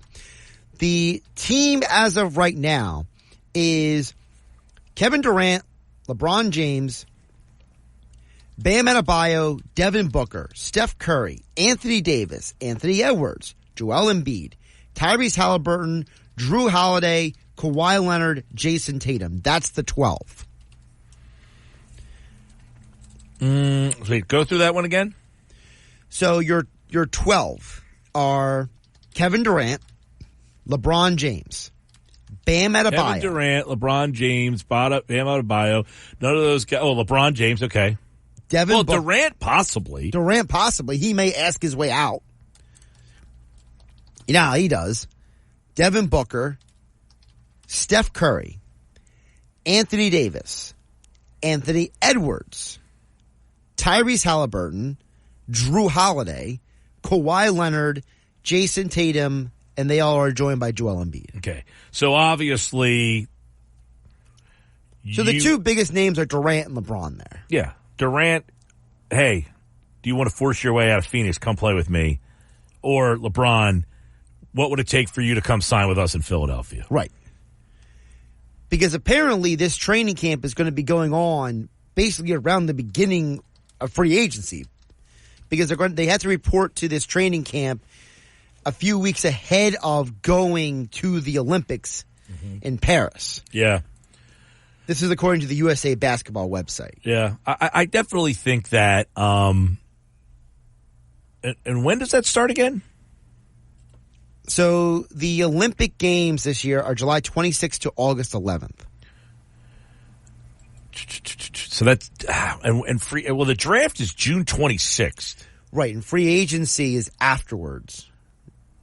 Yeah, no, the draft is the 26th, and then free agency is after. Correct. So you're going into like early July or something like that? I don't know. It's definitely interesting. It's an interesting point. Like is LeBron? When is the official opening of NBA free agency? Is it before they report for? The free agency does open before they report. Because a lot of times the NBA free agents will, they will sign like right away. Like they're pretty much like locked in. So it is going to be June 30th at 6 p.m. Eastern. Teams may begin June 30th. June 30th. Okay. 6 p.m. Eastern. Uh-huh. And when is the reporting for Team USA? According to this, it looks like it's supposed to be after July 4th weekend. All right. So there's a little gap there. There's a little gap there. Mm-hmm. Yeah. According to the USA Basketball website, guys can start reporting July 11th. So there will be about 10 days in between the start of free agency and when guys can start going to the facility to start training together. Yeah. Hey, that would be a possibility is if, hey, those two guys get to Team USA and they have a bond, they hit it off, they end up becoming like, hey, we want to play together. Because that's how we got something here. Don't forget, that's how LeBron, D. Wade, and Chris Bosh first came about. Because when they played in the Olympics together, that's when their conversations first started. Mm-hmm. There's a long history of guys playing in the Olympics together, and that's the start of some of these relationships. That's a good point by you that you bring up. 2 points. That's been the big thing, though, is can Embiid pitch to somebody and get them to play in Philadelphia? It's a great question because, Haslam's making it sound like LeBron he just doesn't want to deal with, he doesn't want to be hassled. Yeah. No pun intended. Haslam says he doesn't want to be hassled.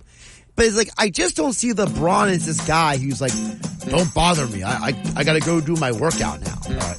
Sports Bash Live, 97.3 ESPN, the 97.3 ESPN free mobile app. I'm Mike Gill. Interesting discussion. Haslam, I'm not going to discredit him by any stretch. He knows those guys certainly better than I do. I guess if I'm a player, I just want to play with the guys who give me, if I'm going to be a free agent, I'm going to elect to move. Like for me, my mindset, it would be, I'm the best. Come play with me. Right. And if that's Joel Embiid, I'm the best. Come play with me. Who can he sell to come play with him? And if I'm one of those players that is willing to move, for whatever reason, LeBron's willing to possibly move. He didn't want to be the guy that said, come play with me in Cleveland. He said, I'll go to Miami. I'll go to L.A. Fine. That's your personality. If Jimmy's willing to leave Miami because they don't want to extend him, does he say, I don't think I can win a championship if I'm on the same team with Maxey and Embiid? I find that hard to believe. Because Jimmy Butler himself would think, look, I'm almost good enough to win a championship by myself. Right.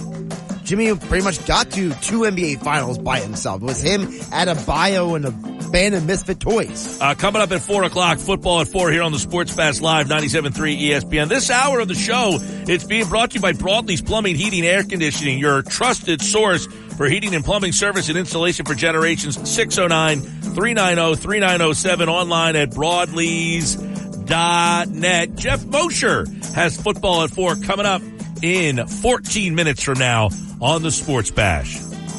It's the Sports. This country was built on a distinctly American work ethic. But today, work is in trouble. We've outsourced most of our manufacturing to other countries. And with that, we sent away good jobs and diminished our capability to make things. American Giant is a clothing company that's pushing back against this tide. They make a variety of high-quality clothing and activewear, like sweatshirts, jeans, dresses, jackets, and so much more. All made right here in the USA, from growing the cotton to adding the final touches. So when you buy American Giant, you create jobs for seamsters, cutters, and factory workers in towns and cities across the United States. And it's about more than an income. Jobs bring pride, purpose.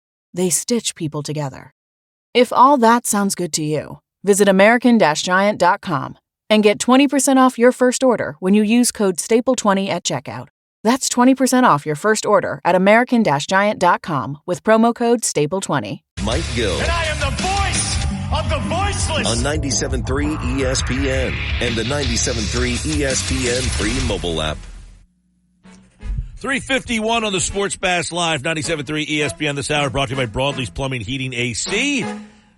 The air conditioning is pumping in here, I can tell you that much. So if whoever put the air conditioner in here, it's doing its job. It's freezing. It's freezing cold. I got my hoodie on for the second straight day. Oh, my Lord. Phils, by the way, leadoff homer by Kyle Schwarber. Phillies lead 1-0. Leadoff home run, Kyle Schwarber.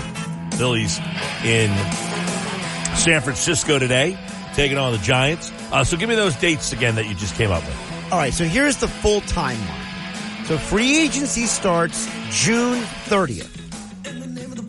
Got it? Yep. Then July 6th, the Las Vegas facility opens so guys can start reporting July 6th for USA Basketball.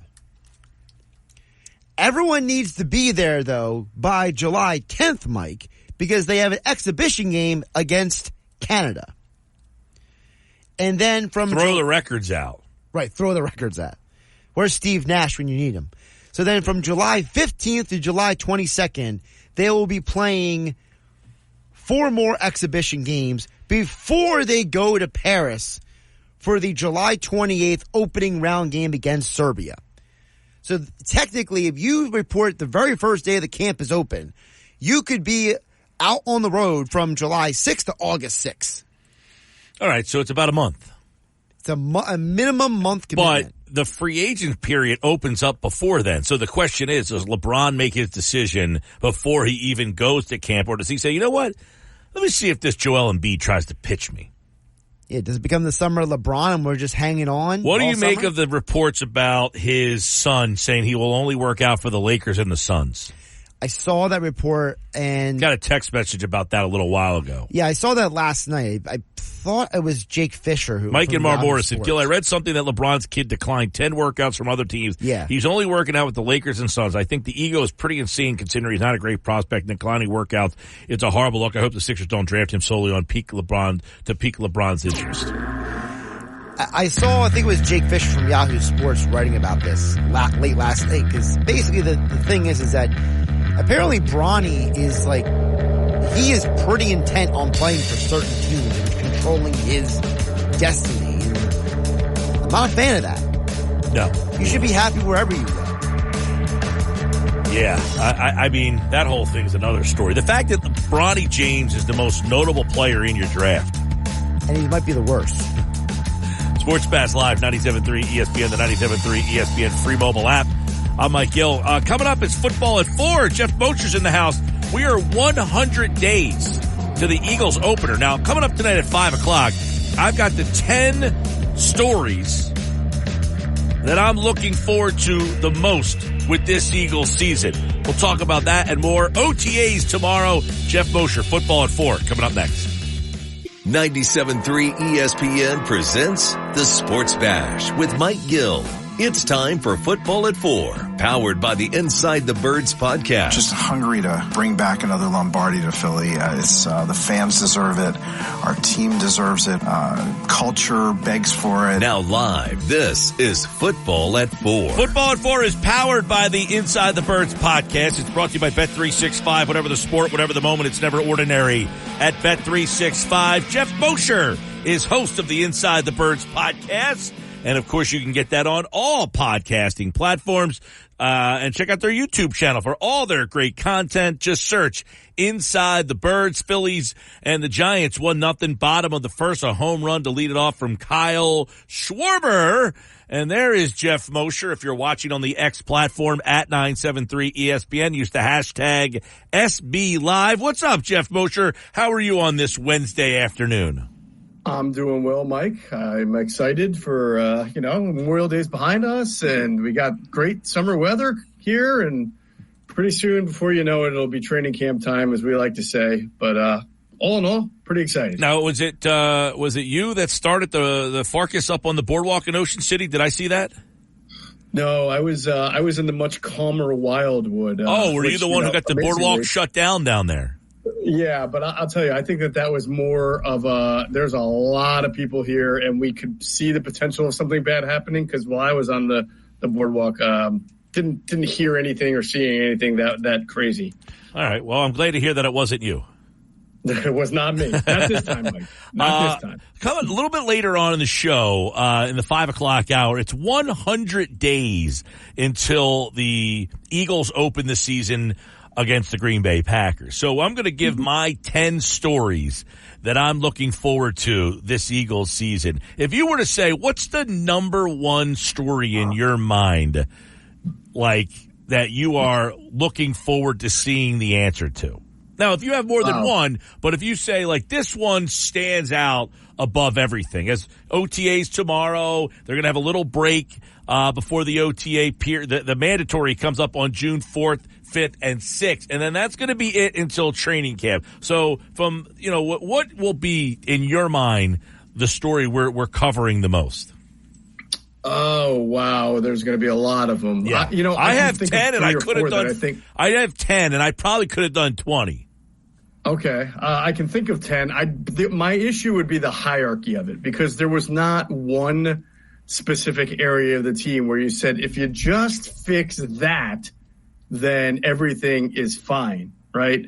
But you're asking me, in the spirit of hierarchy, what's the number one storyline? And I'll go a little bit big picture, but not too big picture. Defense. I think, of course, there's a lot of storylines on the offense. We'll talk about it. But this is a defense that has been a storyline for the Eagles for quite a while. 2 years ago was maybe the only year where you didn't really have a question about the defense, because they set a record for sacks. They were unbelievable.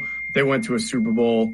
So that's great. But in general, this remade secondary, no Hassan Reddick, new defensive coordinator, and just a history of, outside of 2022, right? A history of falling short, especially at the corner and safety positions, to me, is the big story here. Yeah, there's a lot of big stories. I said I have 10, and you're right. I think the point you make about the hierarchy is interesting, because they all seem to be equally as important. Like, the way that I'm looking at it, I was like, well, this is important. Well, this will be an interesting story. That will be an interesting story. I want to throw a couple names at you and kind of get your thoughts on where they kind of sit at this stage and as they get ready for camp. And I want to start with Isaiah Rodgers, interesting guy, corner, didn't play last year, had the gambling thing, he reinstated. OTAs, he's on the outside. Many people thought maybe he could be a slot guy. You've got 2 rookies drafted there. Where do you I asked this question. What do we think the Eagles coaching staff wants him to be? Oh, that's a really good question. What do I think they want him to be? I think that they want him to be someone who looks like a versatile NFL corner that they feel really comfortable keeping on the 53. And I say versatile because if Quinyon Mitchell is Quinyon Mitchell and Darius Slay is Darius Slay, well, then you got 2 starters there. But the nickel spot is open. It's not a spot that he's played a whole lot of. He has been a nickel corner in the spirit of, in Indianapolis, a lot of times he came in nickel packages, but to play the outside spot while somebody moved inside, right? But he could have a skill set that transitions well if they want to play him as an inside nickel as well. So I just think, though, at this point, they're looking for depth, right? They ideally have their starters in mind on the outside in Slay and in Quinyon Mitchell.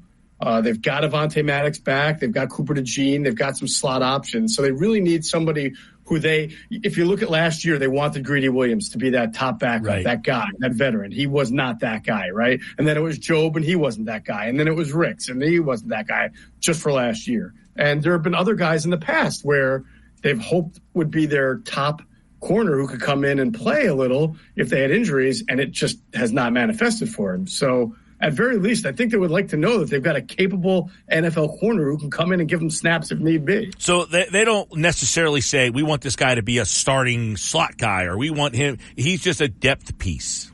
I don't think they can, because he just doesn't have enough experience and reps in the slot for them to say, man, we really see this guy there. Let's see if he can prove it. I think it's a concept in their head, Mike, but the one thing that personnel people do and scouts do and GMs do is they try to project, but they try not to project someone in a position that they haven't played and just automatically assume it's going to work out.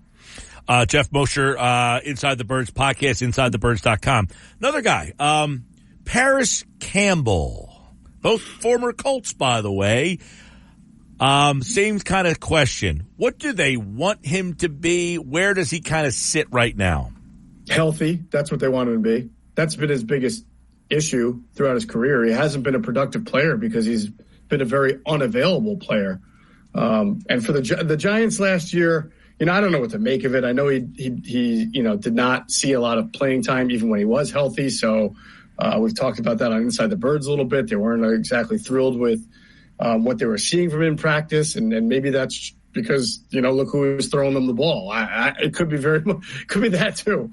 So I don't know, but again, they need, much like with Isaiah Rodgers, they need somebody who can go in and play if need be. And right now they have an opening as slot receiver. It's where he played his last year at Indianapolis with Matt Ryan and did okay there. But that's not really what they envisioned him as coming out of college when he had all that speed, right? And he projected as an outside receiver. But the Eagles need both. They need a slot guy and they need a top backup outside guy. Yeah, he's an interesting guy, Paris Campbell. Guys had some injury issues, and hey, can he be that guy, that slot guy that's been there? All right, I want to kind of get some more thoughts on just these are guys that obviously their roles are kind of undefined at this point right now. So I want to throw another guy your way and go with Nolan Smith.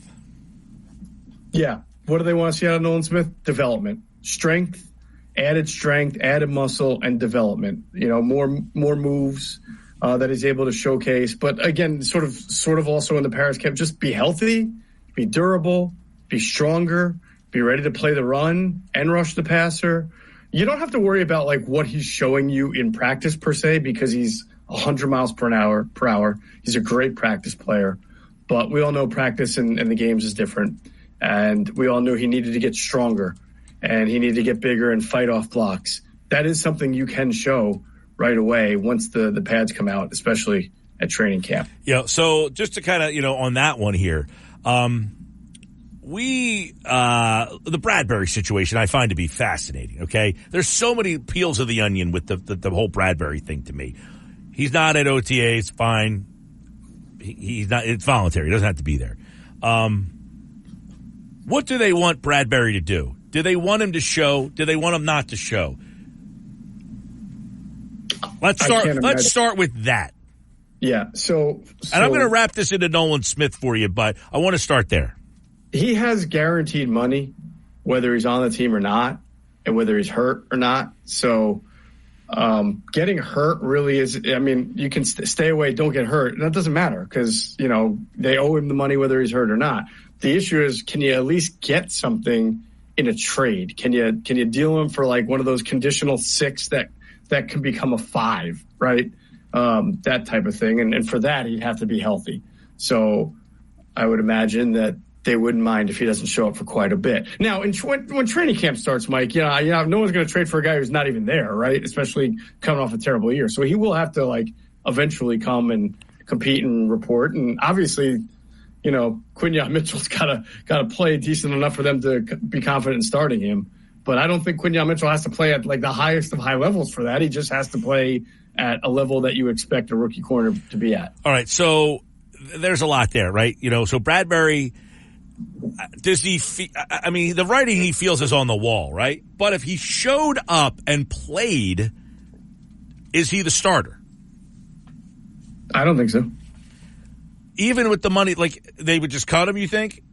Well, if their plans are to trade him and try to get whatever they can, right, then yeah, you got to get Quinyon Mitchell ready to compete and play. Mm-hmm. Now, I don't know if right away they would do that. Well, so I tie this into Nolan Smith. What's to say that Quinyon Mitchell automatically jumps on the field and plays? If I'm James Bradbury, everyone's saying, well, the writing's on the wall. Well, if I'm James Bradbury and I feel I'm better than him, Nolan Smith didn't usurp anybody last year. He couldn't get onto the field. So why do I think, if I have any self-pride, as a player that this kid's going to come in here and take my job. I'm getting paid pretty good money. Why? Because I was an all-pro 2 years ago. I just don't understand the mindset. You're a professional at the highest level, and yet the insecurity of those people is crazy to me.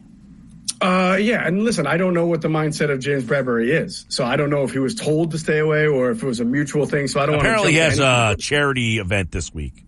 Okay, so, I mean, he's good timing, right?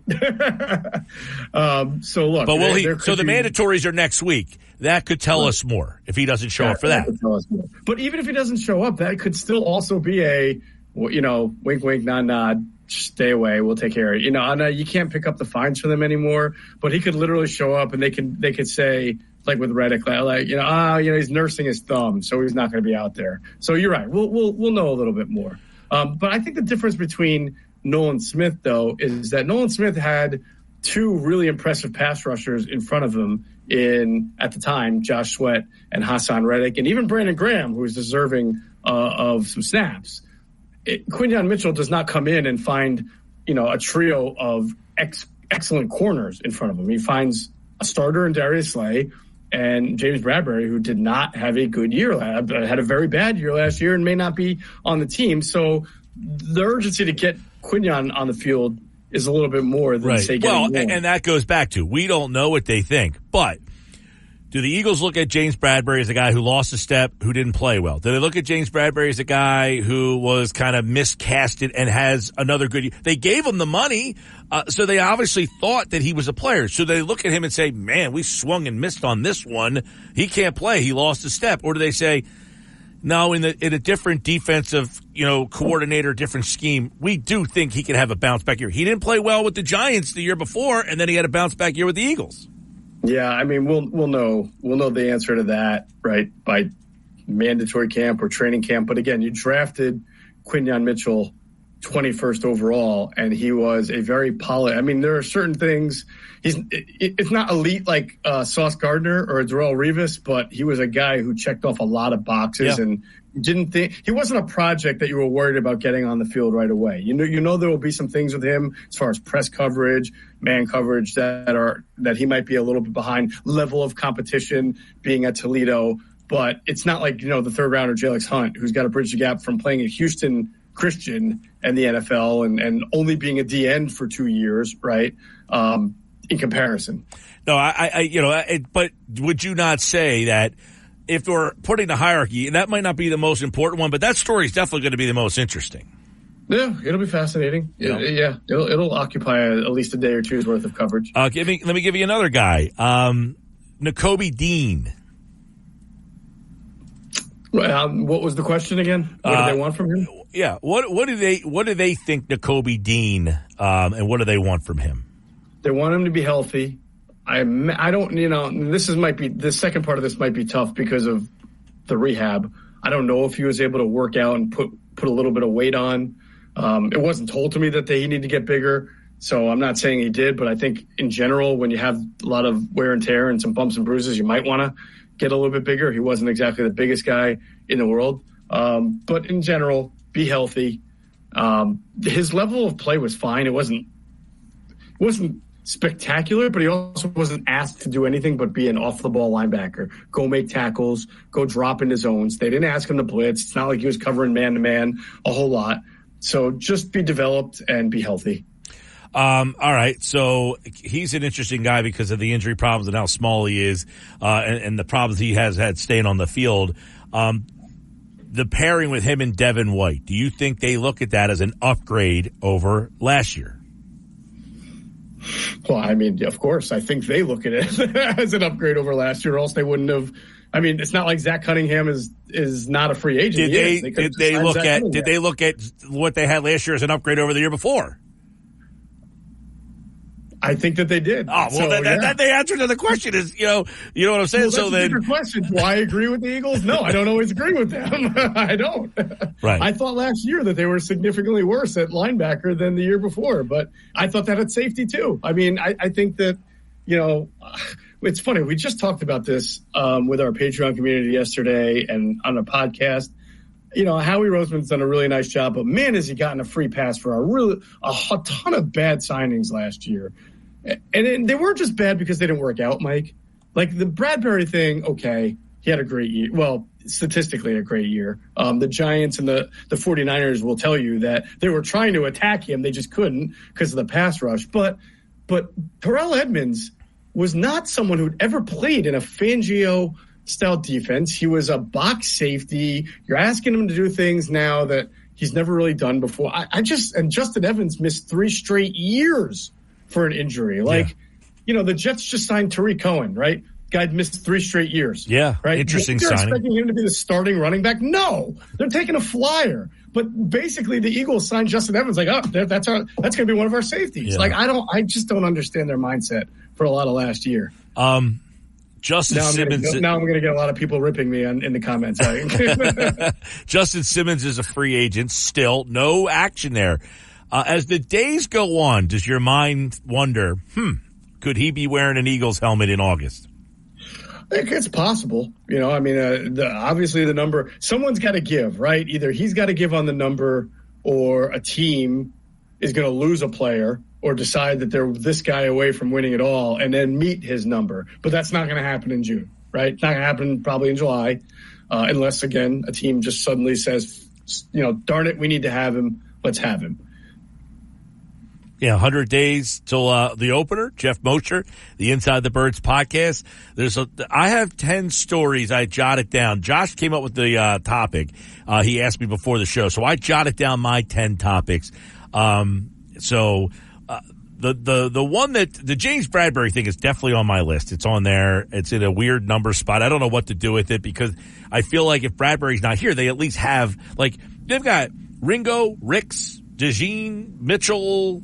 Rodgers. I mean, there's 5 guys that they could say. I mean, Bradbury, you're 6th on the list. I mean, obviously, I don't know if he walks in the door. Is he number 1 on the depth chart? And you have to lose the job.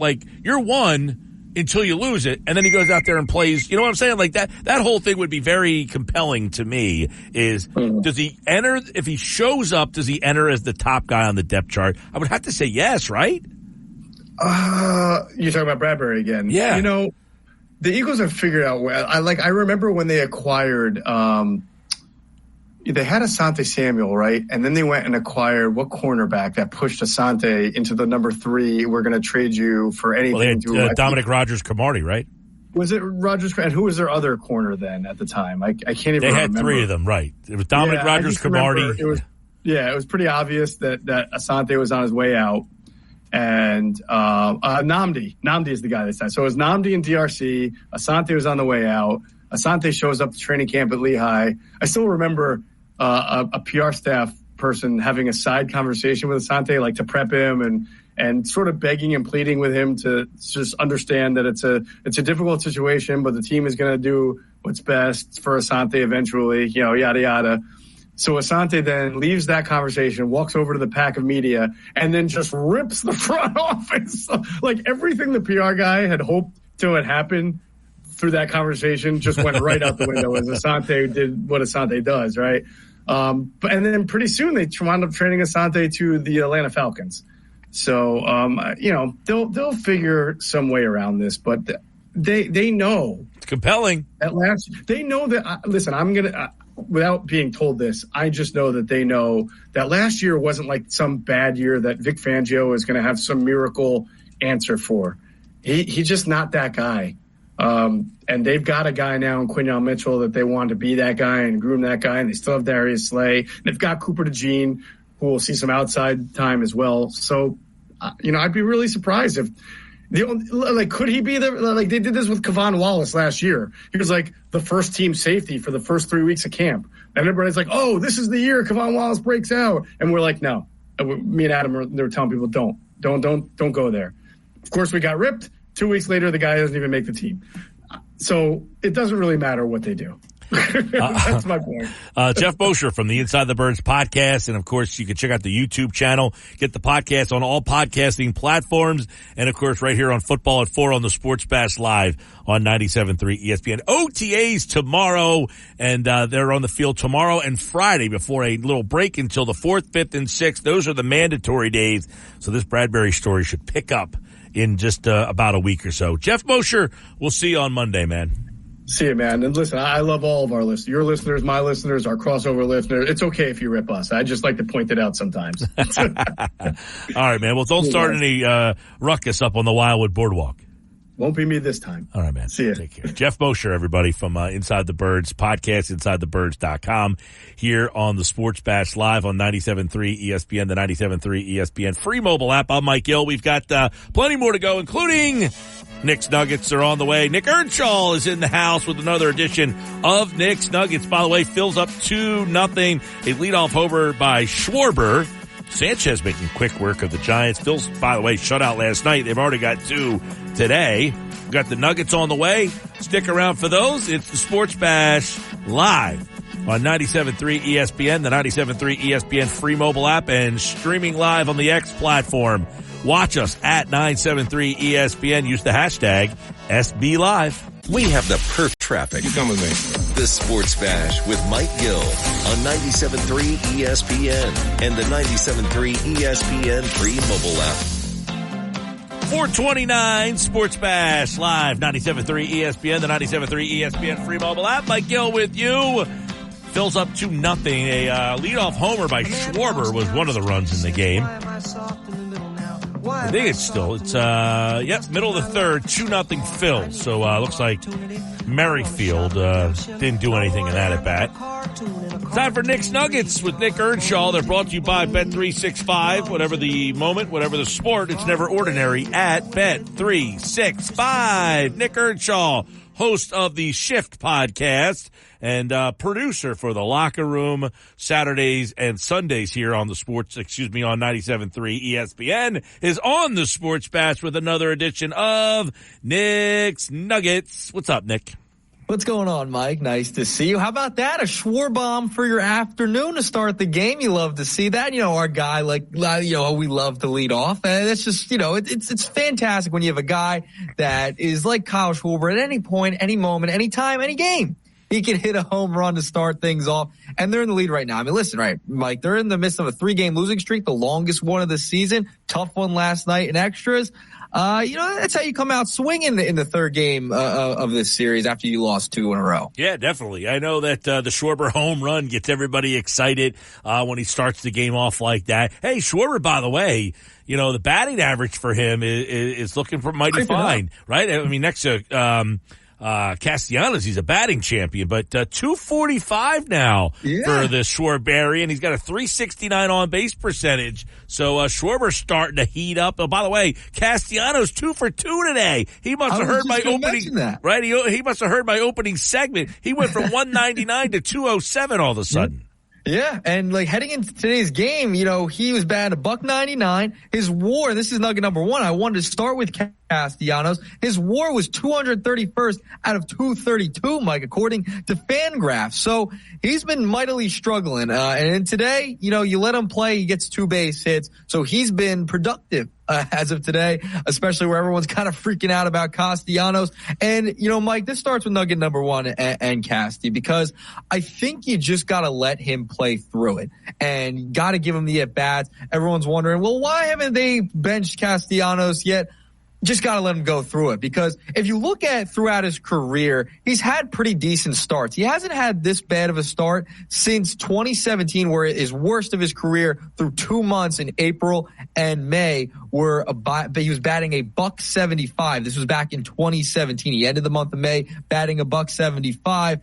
He's at 207 right now, Mike. So he's above the Mendoza line because of the 2 base hits today. Still has some time to up that average a little bit. But I think with a guy like Castellanos, you just got to send him out there, because he does seem a little bit lost at the plate, right? Like the approach just hasn't been there. He's kind of swinging at everything. And you just got to give him as many at-bats as possible, because what other option do you have? Now, Cody Clemens has played really well. I get it. But after that, I think you just got to give him a chance, and you're paying him a lot of money too. It's it's the Tobias Harris effect that we talk about all the time. Yeah, I mean, for me, listen, I'm not being drastic yet. It's one of those things where the team's winning. You don't need to do anything drastic, but they have a day off tomorrow to travel home. Friday night, they have a 3-game series with the Cardinals, all right-handed pitching.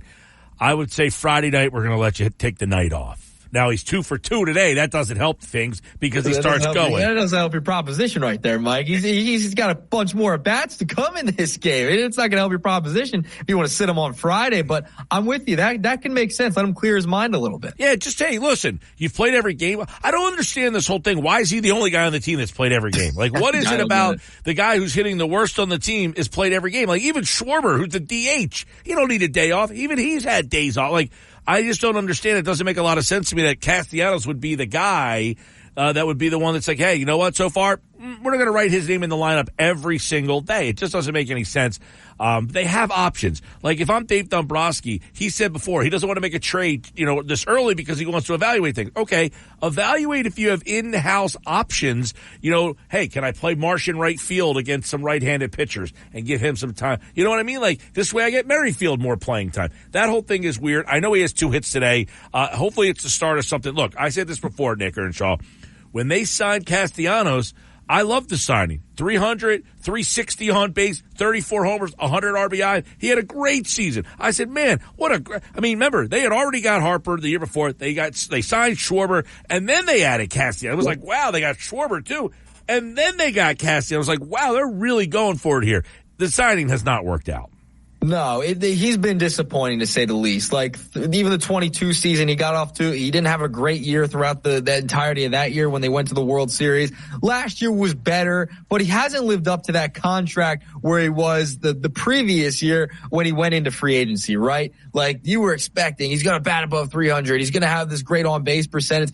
It just, he struggled at the plate mightily, especially this season to start off. So, yeah, it is weird. I will agree with you there. It's weird that Thompson will bench other guys and give guys days off. Like he gave Alec Boehm a day off yesterday, right? Like he doesn't start yesterday.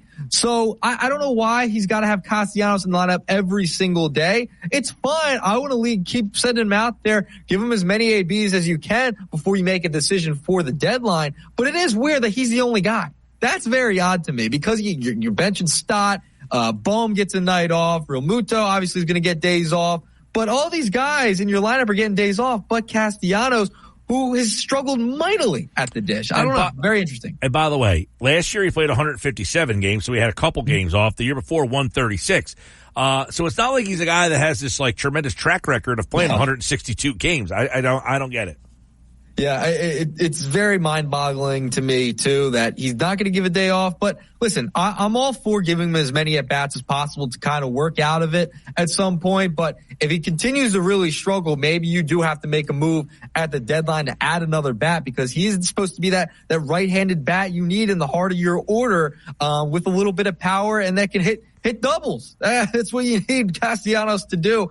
And he hasn't been producing. He hasn't really produced since 2022 anyway. Well, I'd say more than doubles. He hit 34 home runs in Cincinnati. Yeah. Last year he hit, 26 home runs here. Yeah. You wanted a guy who's going to hit 25 to 30 home runs. You're not getting it. No, you're not getting it from Castellanos, but he's got 2 hits today. He does have 2 hits today, but guess what? Neither one of them has led to any runs.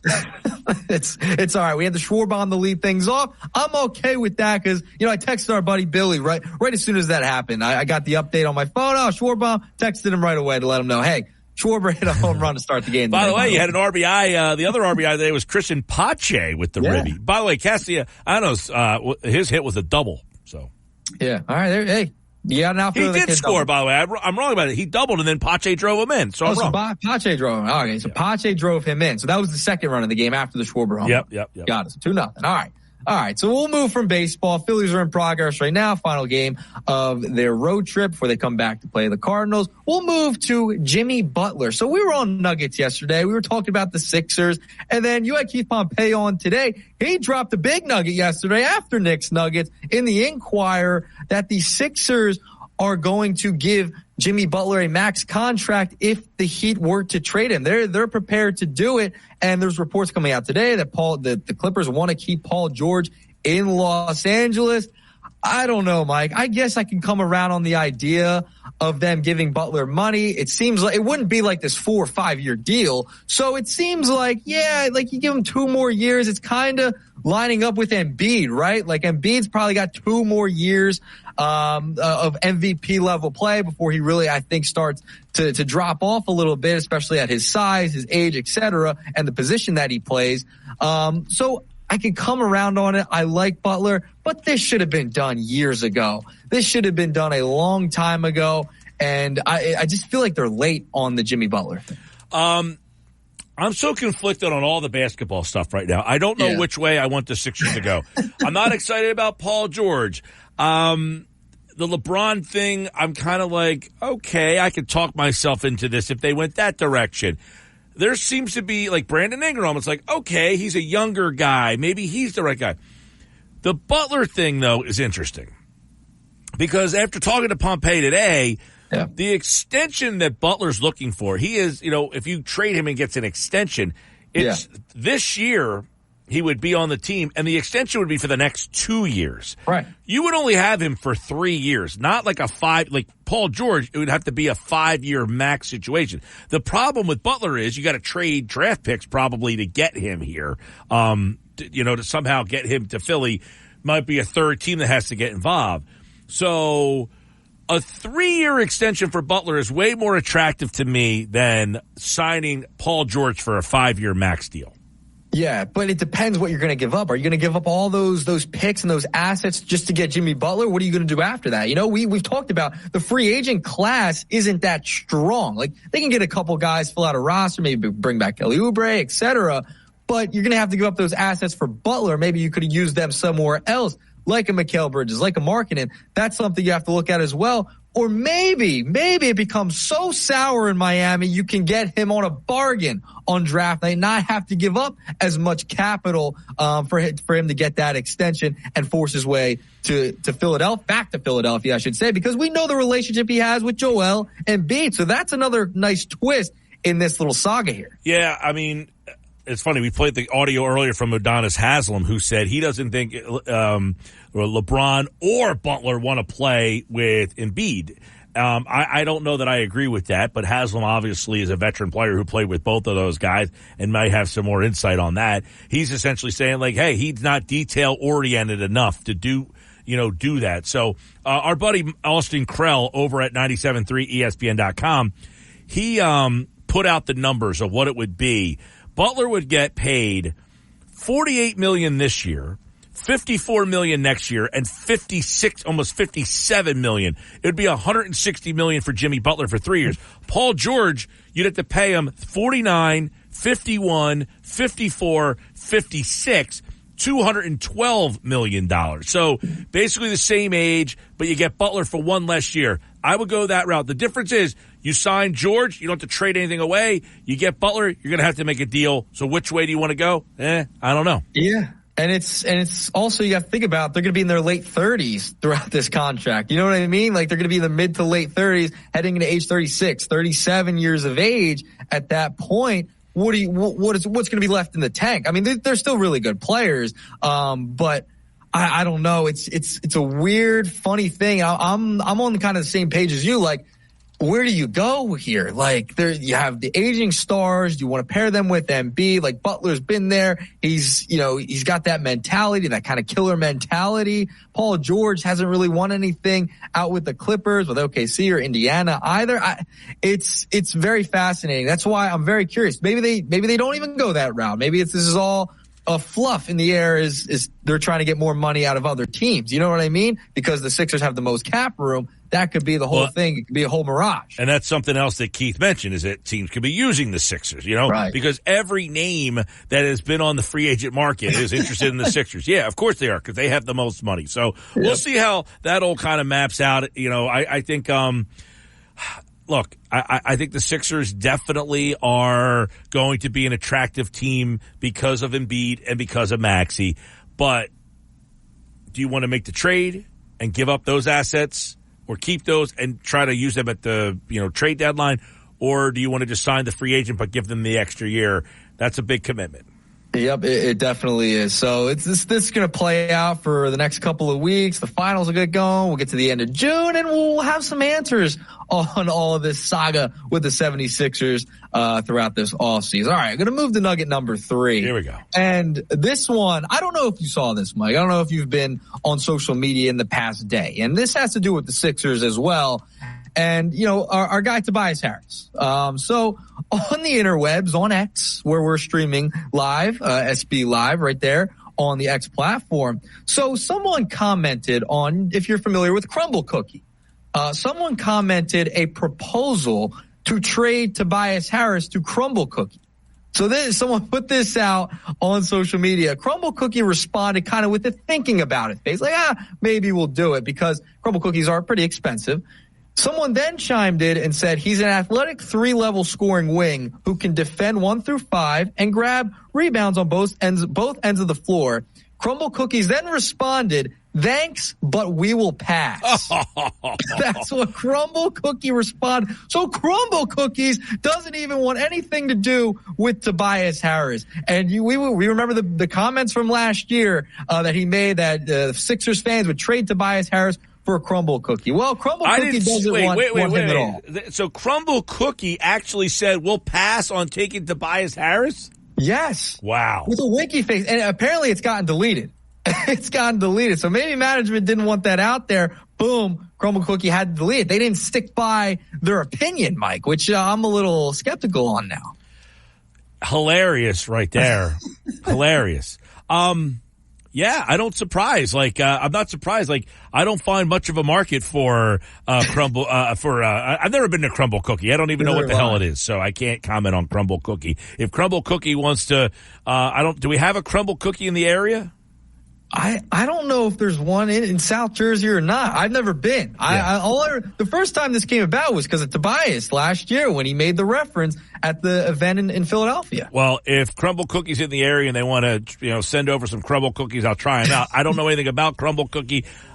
Josh says there's one in Mays Landing. So there is a Crumble Cookie. That's got to be new. I never heard of the place before. The only time I ever heard of Crumble Cookie is because of the whole Tobias Harris thing last year. So the fact that this Crumble Cookie thing happened, I don't know much about it. Yeah, so it was on X. I sent you the screenshot of the response that Crumble Cookie had to this fake scenario that users on X were cooking up. And it's funny because I don't know what Tobias Harris' market is. I don't know where he ends up. I am going to be interested to see what type of contract he does end up getting. Because you've seen some rumors floating around. Maybe the Sixers can bring him back on a small deal. No. It's over if Tobias comes back. I don't think there's a chance that marriage happens again with the 76ers. I think people are done with the Tobias Harris, and Crumble Cookie apparently is done with Tobias Harris. Poor Crumble Cookie got pulled into this whole this mess here. I guess Crumble Twitter Cookie, beef. by the way, is out in Mays. Oh, is it over there by where Starbucks is, out on the Pike across from Marshall's out there?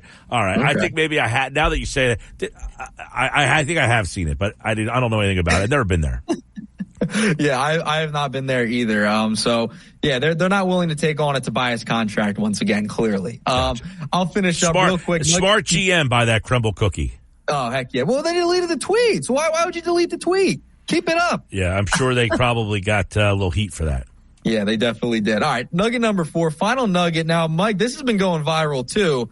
I don't know if you've seen what happened in Margate with Kylie Kelsey and Jason Kelsey on their date. Some woman was trying to, I guess a Karen was trying to take a picture and got in the face of Kylie Kelsey, and she wasn't having it.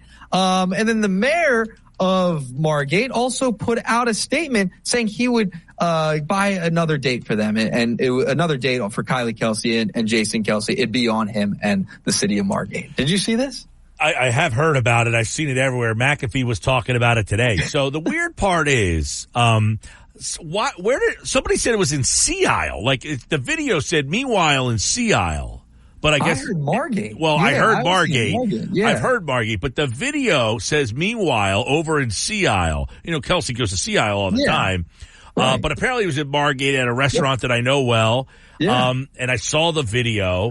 I can't, if that woman is a local girl, she probably can't show her face anymore. No, what are you doing? And by the way, we got to get better camera work here. I mean, like the video was. Well, that thing could have happened pretty quick. Like you see Kelsey, his wife, and then the girl comes up. So apparently the whole situation turns out like the drunk girl says like, hey, can I get my picture taken? And they're like, sorry, we're going out to dinner tonight. Yeah. And then she like flips a lid.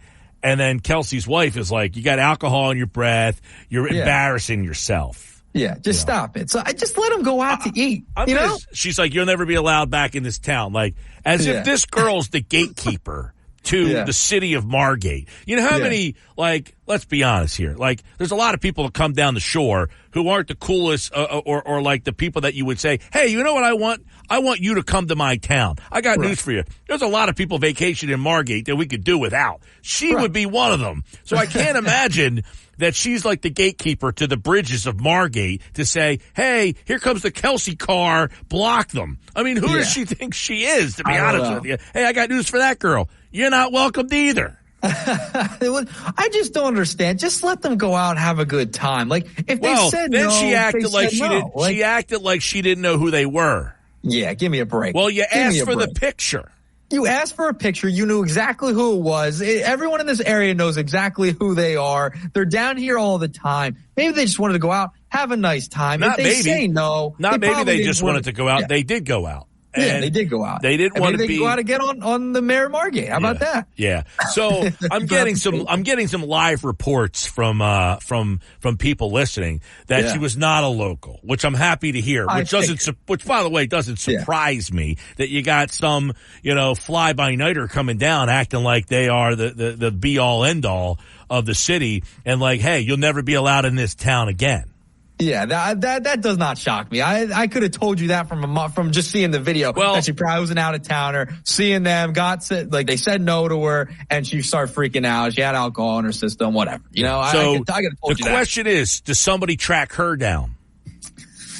I don't know. Because I don't know. Like I watched the video, I can't. It's like I'm trying to be like, do I recognize this person? Have I ever seen this person before? Like, hey, listen, there's like 4 places to go in Margate, so there's a possibility somebody's crossed paths with this woman before. I couldn't even tell the age. Like I couldn't tell what kind of because the video was kind of grainy. Yeah, that's what I'm saying. We need a little bit better camera work there. This is a pretty big deal going on. Hey, props to Kylie Kelsey for standing her ground and letting this girl know, hey, back off. That was awesome. Yeah. So Jason would just sit in the back. And say, the guys are kind of like, all right, let this thing kind of like hash itself out here. And I like the fact though that Kylie Kelsey follows her down the street. She's like, but my question is the person on the camera. Why did they end rolling? Like just keep going. Yeah. What happened there? That's a poor move. Like the camera work was poor to begin with, but why'd you cut it off? Yeah, it was too quick. Like. Jason and Kylie have been on, national television and, people were loving this thing that Kylie was standing up for herself. Like, are you kidding me? And they could come down whenever they want. Like, everyone's going to be on their side. Of course, that's just what's going to happen. Like, do you think Kylie Kelsey was told by random girl in the parking lot at, what restaurant? I don't know what restaurant they were at, but, I think I've been told what restaurant it is, but I don't want to be wrong about that. But so do you think Kylie Kelsey gets told by random girl in the Margate restaurant parking lot, you'll never be welcomed in this town or allowed in this town again? And you think she was like, oh crap, I just got banned from Margate. No, absolutely not. She knew this person was ridiculous to start with. And, just let them go. Just let them do their thing, go on a date, whatever. If they say no, they don't want a picture, just move on. Like, give me a break. Like, I don't know why you got to cause a scene. But then don't try to cover it up by acting like you didn't know who they were. Yeah, give me a break. Bad look all around. You know what? That girl should be banned from all restaurants in Margate. I think the Margate Restaurant Association needs to come together and say, you know what? If you see this girl, she's not welcomed. Yeah, right on the Sports Bash. We're calling for it right now. She needs to be banned. Let Kylie and Jason do their thing, go on a date. That's what we're doing here. All right, Mike. That's my fourth and final nugget today. All right, that's Nick's Nuggets here on the Sports Bash live on 97.3 ESPN, the 97.3 ESPN free mobile app. He'll be back tomorrow with more Nuggets here on the Sports Bash. Thanks, Nick. All right, Mike. Talk to you. All right. More Nuggets tomorrow here on the Sports Bash Live on 97.3 ESPN and the 97.3 ESPN free mobile app. Coming up, holy mackerel, it's 5 o'clock already? 5 o'clock already? Are you kidding me? 100 days to the opener. Eagles, Packers, Brazil. 10 of the biggest Eagles stories. You guys text in. What's the biggest story this Eagles season that you're keeping an eye on? 609-403-0973. 609-403-0973. What's the biggest Eagles story 100 days out? I'm going to give you my 10 stories. What's your biggest Eagles story between now and the start of the season that you want answers for? 609-403-0973. Text me right now. Let me know. This is the Sports Bash with Mike Gill on 97.3 ESPN and the 97.3 ESPN free mobile app. Now live from inside the Ocean Casino Resort Studio, here's Mike Gill. 5 o'clock hour, Sports Bash, 97.3 ESPN, the 97.3 ESPN free mobile app, streaming live on the X platform at 97.3 ESPN. Use the hashtag SB Live. So, Phil's in action, 2-0, bottom four. Sorry, Giants are up with 2 outs in the fourth. Runner on first, trying to get out of this inning. And got a home run to start the season off, start the game off from Kyle Schwarber. A leadoff homer for the Phils. They lead it 2-0, trying to pick up. Why is this an afternoon game? Oh, wait. They played Monday. Oh, today's Wednesday because of the whole thing. This is it. So they're off tomorrow. They're off tomorrow. Travel day. Castellanos, a couple hits today. Did he get 3? Did he bat again? He hadn't batted yet, but he just caught the final out of the inning. Head to the 5th, 2-0 Phils. All right, so Josh pointed out to me today, I was on Birds 365 this morning, and they said 100 days, but you pointed out 100 days, and you actually brought up to come up with 10 stories for the Eagles this season, right? Yeah, I want to phrase know, it the way you gave it to me, because I listened to what you said, and then I wrote down my answers. So what I said was we have 100 days until the very first Eagles game of the 2024 regular season. Can't wait. So I wanted to know, what are the 10 topics, storylines, names? What is Mike Gill's 10 Eagles items that he is looking forward to the most over the next couple months as we build up to game 1 of NFL 2024? Okay, so you guys can text in 609-403-0973. 10 stories, 10 items that will lead us to the Eagles 100 days from now against the Green Bay Packers, okay? I put them in order. I don't know if they're the right order. I just went 1 through 10. Do you want me to go like 10 up? Sure. I mean, Did you put a list together? I have a scratch list, but I didn't put them in order. So, but to me, I'm going to say this is fluid, Mike. You can personally change this at any point in time, the order. Okay. Well, because like we were talking about with Moshe during football at 4, I have 10 stories. I just don't know which would be 1, which would be 5. So I'm just going to kind of rock and roll here. If you have a story that you think should be on my list, 609-403-0973. All right. Number 10. Nick Sirianni is the lame duck coach. Okay. Sirianni obviously seemingly was on the hot seat. He got his job back, and people are wondering why and what role he has. Look, he was a guy who took this team to the Super Bowl 2 years ago. I did say this, and I will stand by this. If they fired him and they said, Nick, you recommended Matt Patricia, and that was an absolute dumpster fire, I said that was a fireable offense. So if they fired him and gave that as the reason why, because they thought that decision really hurt the development of the team and that it hurt the locker room, I think that was a fireable offense. But outside of that, I thought he should have been given another chance, and I'm okay with the fact that he's back, but the fact now that he's a lame duck coach and all the stuff that happened, that's a story. It's definitely a story, and I think that we are going to find out very early on, the answer to that question. Number 9.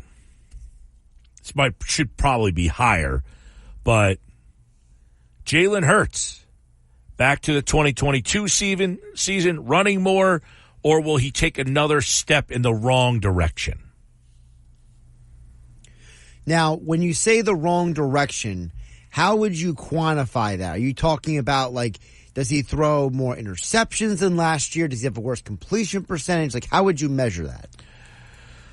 Is he just not as good? I mean, are we questioning whether he was, that he has developed, taken the step forward, got back to that MVP level? All that stuff. I mean, I don't know. Sometimes the eye test tells you. Sometimes it's not numerically. Sometimes the eye test says he's just taken a step back. He's not the same player that he was. So, which Jalen Hurts are we getting? Are we getting the one that, that basically was the best player in the field at the Super Bowl, or are we getting a lesser version? It's a very fair question. I think a lot of fans, there's a divide. I've seen the divide, Mike, whether it's people who text into the text board or people on social media. There is still a divide on Jalen Hurts. You have the people who say, hey, Jalen Hurts is our franchise quarterback. I believe in him. We didn't have a great coaching last year. Then you have the other people who say you can't win with a running quarterback. So the divide is still out there. All right. Let's go to number 8, okay? Mm-hmm. Number 8 on my list is, I don't know if these are the right order, but this is just when they came to my mind. Who wins the right guard position? It's the one spot on the field that legitimately has a position that is up for grabs. I am very fascinated about, is the right guard who will start week 1 of this season even on the team right now? Is he even on the team is an interesting thought. What? Man. We've seen Howie Roseman make deals in August many times. Oh, right. That's 100%. Like I don't think my brain even thought of that. So, yeah, is it Tyler Steen? Is it the kid from the guy they signed from the 2 draft picks, or the guy they signed from the Falcons? What's the guy's name? Hennessy. Matt Hennessy. Yeah. By the way, Nick Castellanos just got a home run by literally the ball going out of the guy's glove. Wow. So Nick Castellanos with a big day today. He's 3 for 3 with 2 ribbies, 2 runs, and now a home run. Here's the replay for you, Mike. You can see the left fielder lines it up. He has a shot at it. Oh, man. And he didn't get it. Ah, jeez. I mean, right in and out of his glove, right into the fan's face. Good for that fan. Well, good for Castellanos. Had to be listening today, right? I guess so. He wanted to show you, Mike. Yeah. Maybe you should give him a pep talk every day. I think I've given him enough this year. All right. But back to right guard. Yeah. So the idea is that not just who is going to be the right guard, but like I said, I'm not 100% sure if the right guard is even on this team, Mike, because we have seen in the past the Eagles, whether it's safety, whether it's linebacker, whether it is many cornerback in 2017. Like, they have made deals when Howie Roseman has gotten to training camp and he says, you know what? I'm not satisfied. Let's go get more. No question. I mean, that's something that I haven't even considered, really, is that they could go outside the organization because they drafted 2 guys. They have the guy Steen they drafted in the 3rd round last year, and they brought Hennessy in. Oh, not to mention, Becton is here, too. Mekhi Becton, are they going to look at him at the guard spot when they get to training camp? It's a great question. He's the project, right? What if he comes into camp and Stoutland's like, Nick, this is the guy. Mm-hmm. All right, number 7 on Mike Gill's fluid list of 10 top storylines and topics as we count down to the start of the Eagles season in 100 days. Number 7, Cam Jurgens at center. I think we're taking for granted that Jason Kelce played every single snap for the last 12 seasons first, essentially. I mean, he basically never missed a game. The guy had elbow issues that I don't think other guys would play with. He had other injuries that I think he just kind of played through. Is Cam Jurgens going to be able to do that? Is Cam Jurgens going to be able to be that durable? Because you know what happens. You lose your starting center, all hell breaks loose on that offensive line sometimes. Well, the Eagles have already lost their starting center. Now, what if the next starting center, the new starting center, gets hurt and has to miss time? Now you're going to, so You've had so much stability at that position. Is Cam Jurgens going to be able to carry that through a 17-game season? So this is the first one that I think should be higher on your list because I think that Jurgens replacing Kelsey has not been talked about enough. I think that it's not just you're replacing a future Hall of Famer. It's not just that you're replacing a multiple-time All-Pro.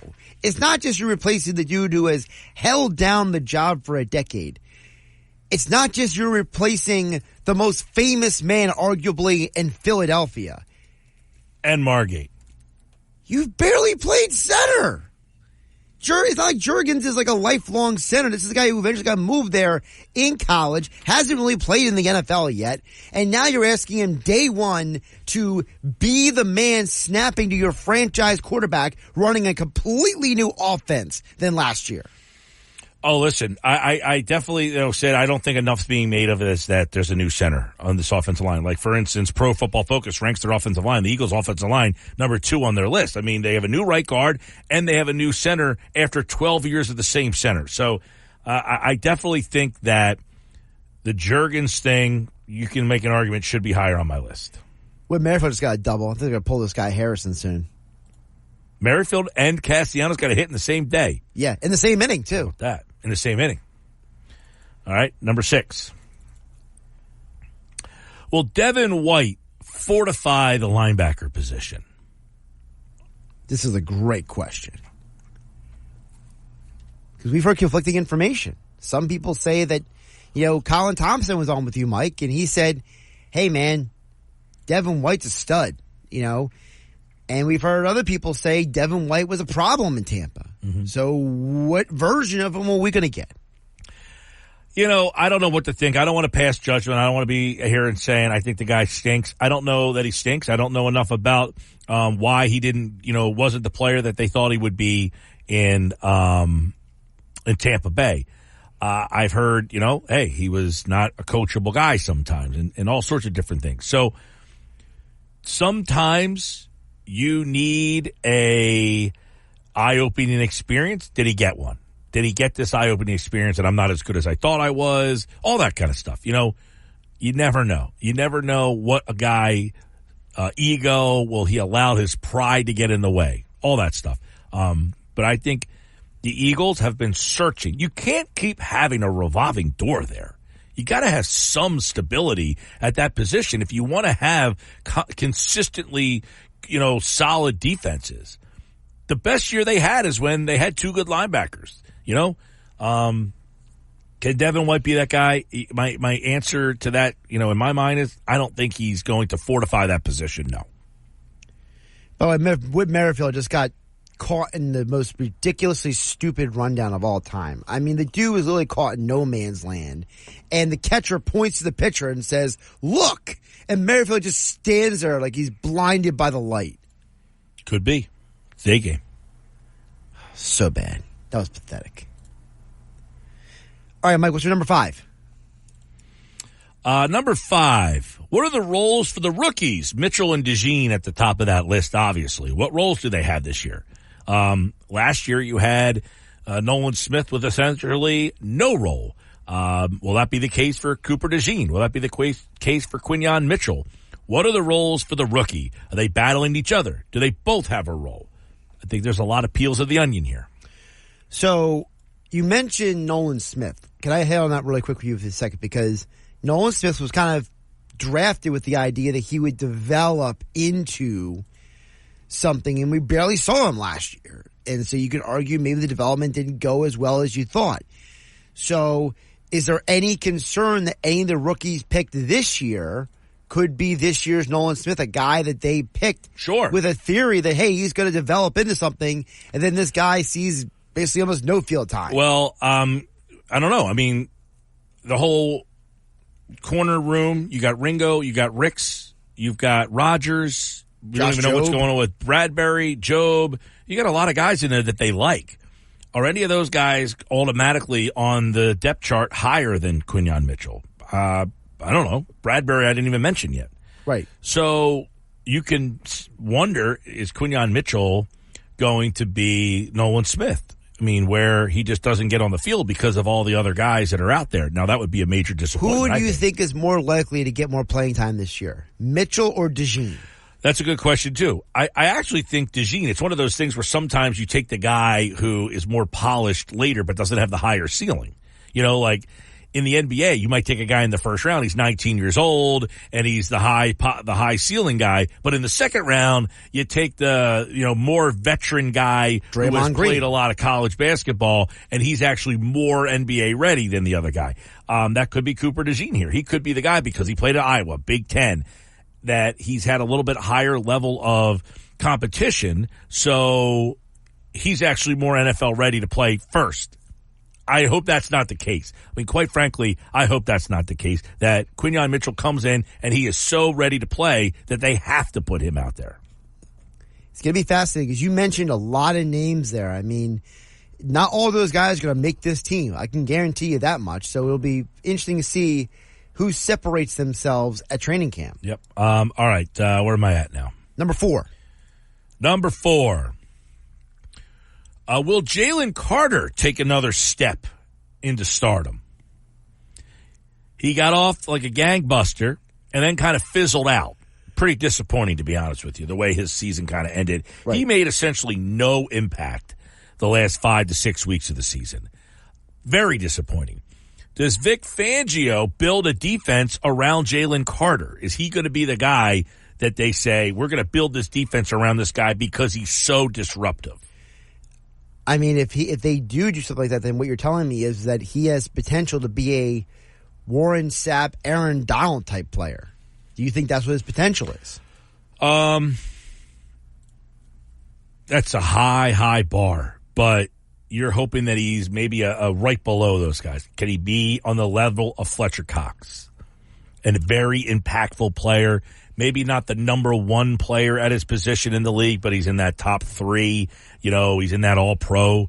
They need Jalen Carter to kind of be that next anchor of their defense. So does he take that next step to where he is so dominant that, and the way the Eagles use him is that, hey, we built this whole scheme around your skill set? I think Carter, we forget, not I think, but I know that Carter, before the legal issues, was considered the best player in that draft. So if you're the best player in a draft, I don't think it's too much to ask that you do take a step in year 2, that you do make a progression to show that you are who we thought you could be, to quote Denny Green. All right. What number are you on? 3. Number 3. Number 3 on my list, the James Bradberry saga. I said before, people are like, dead money. I said, look, they're not signing him unless they can figure out a way to either A, get out of the contract, or B, they just don't care.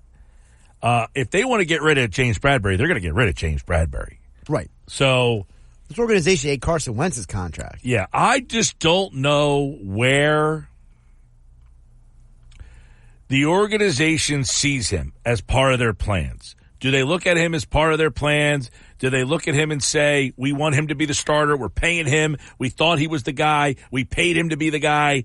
Or do they look at him and say, no, we drafted 2 guys because we think he's cooked. We don't think he can play anymore.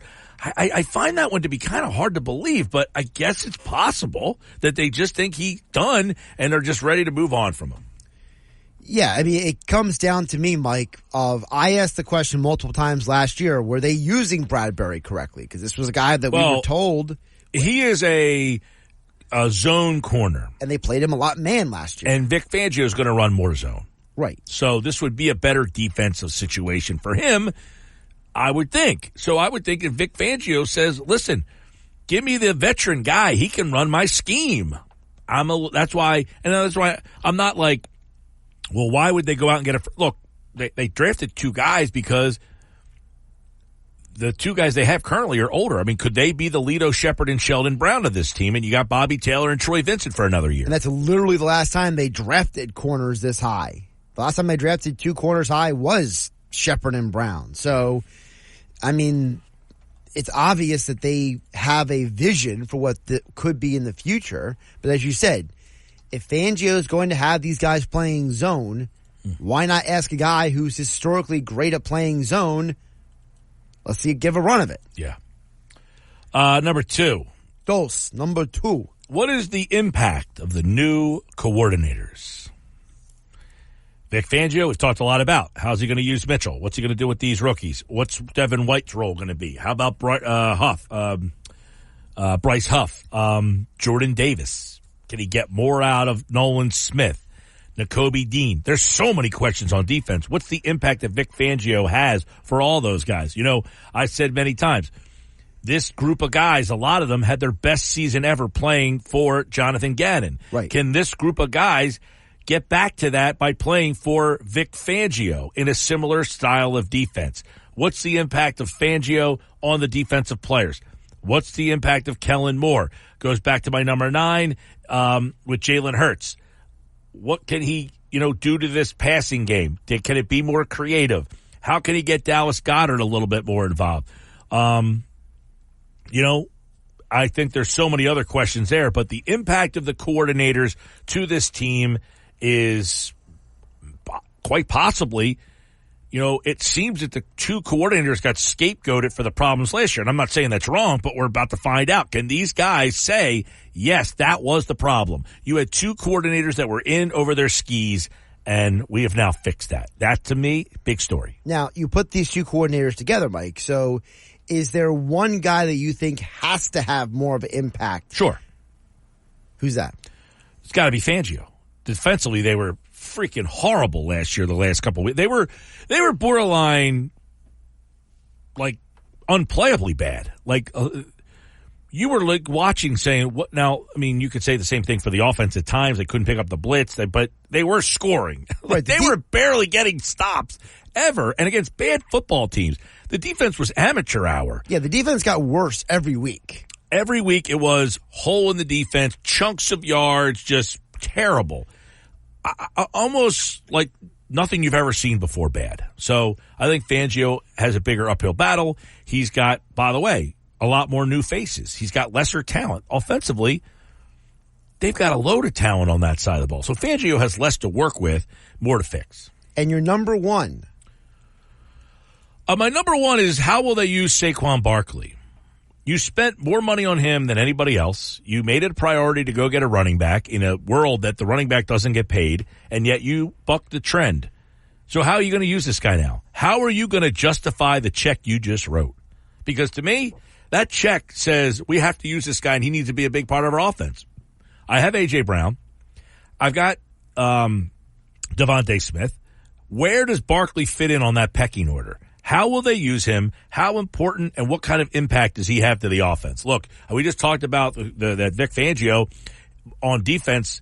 He's got a lot of moving parts. He's got to figure out who's his corner. He's got to figure out, how he's going to use guys like Bryce Huff and Nolan Smith and Jalen Carter and Jordan Davis. What more can he get out of them to make that defense better?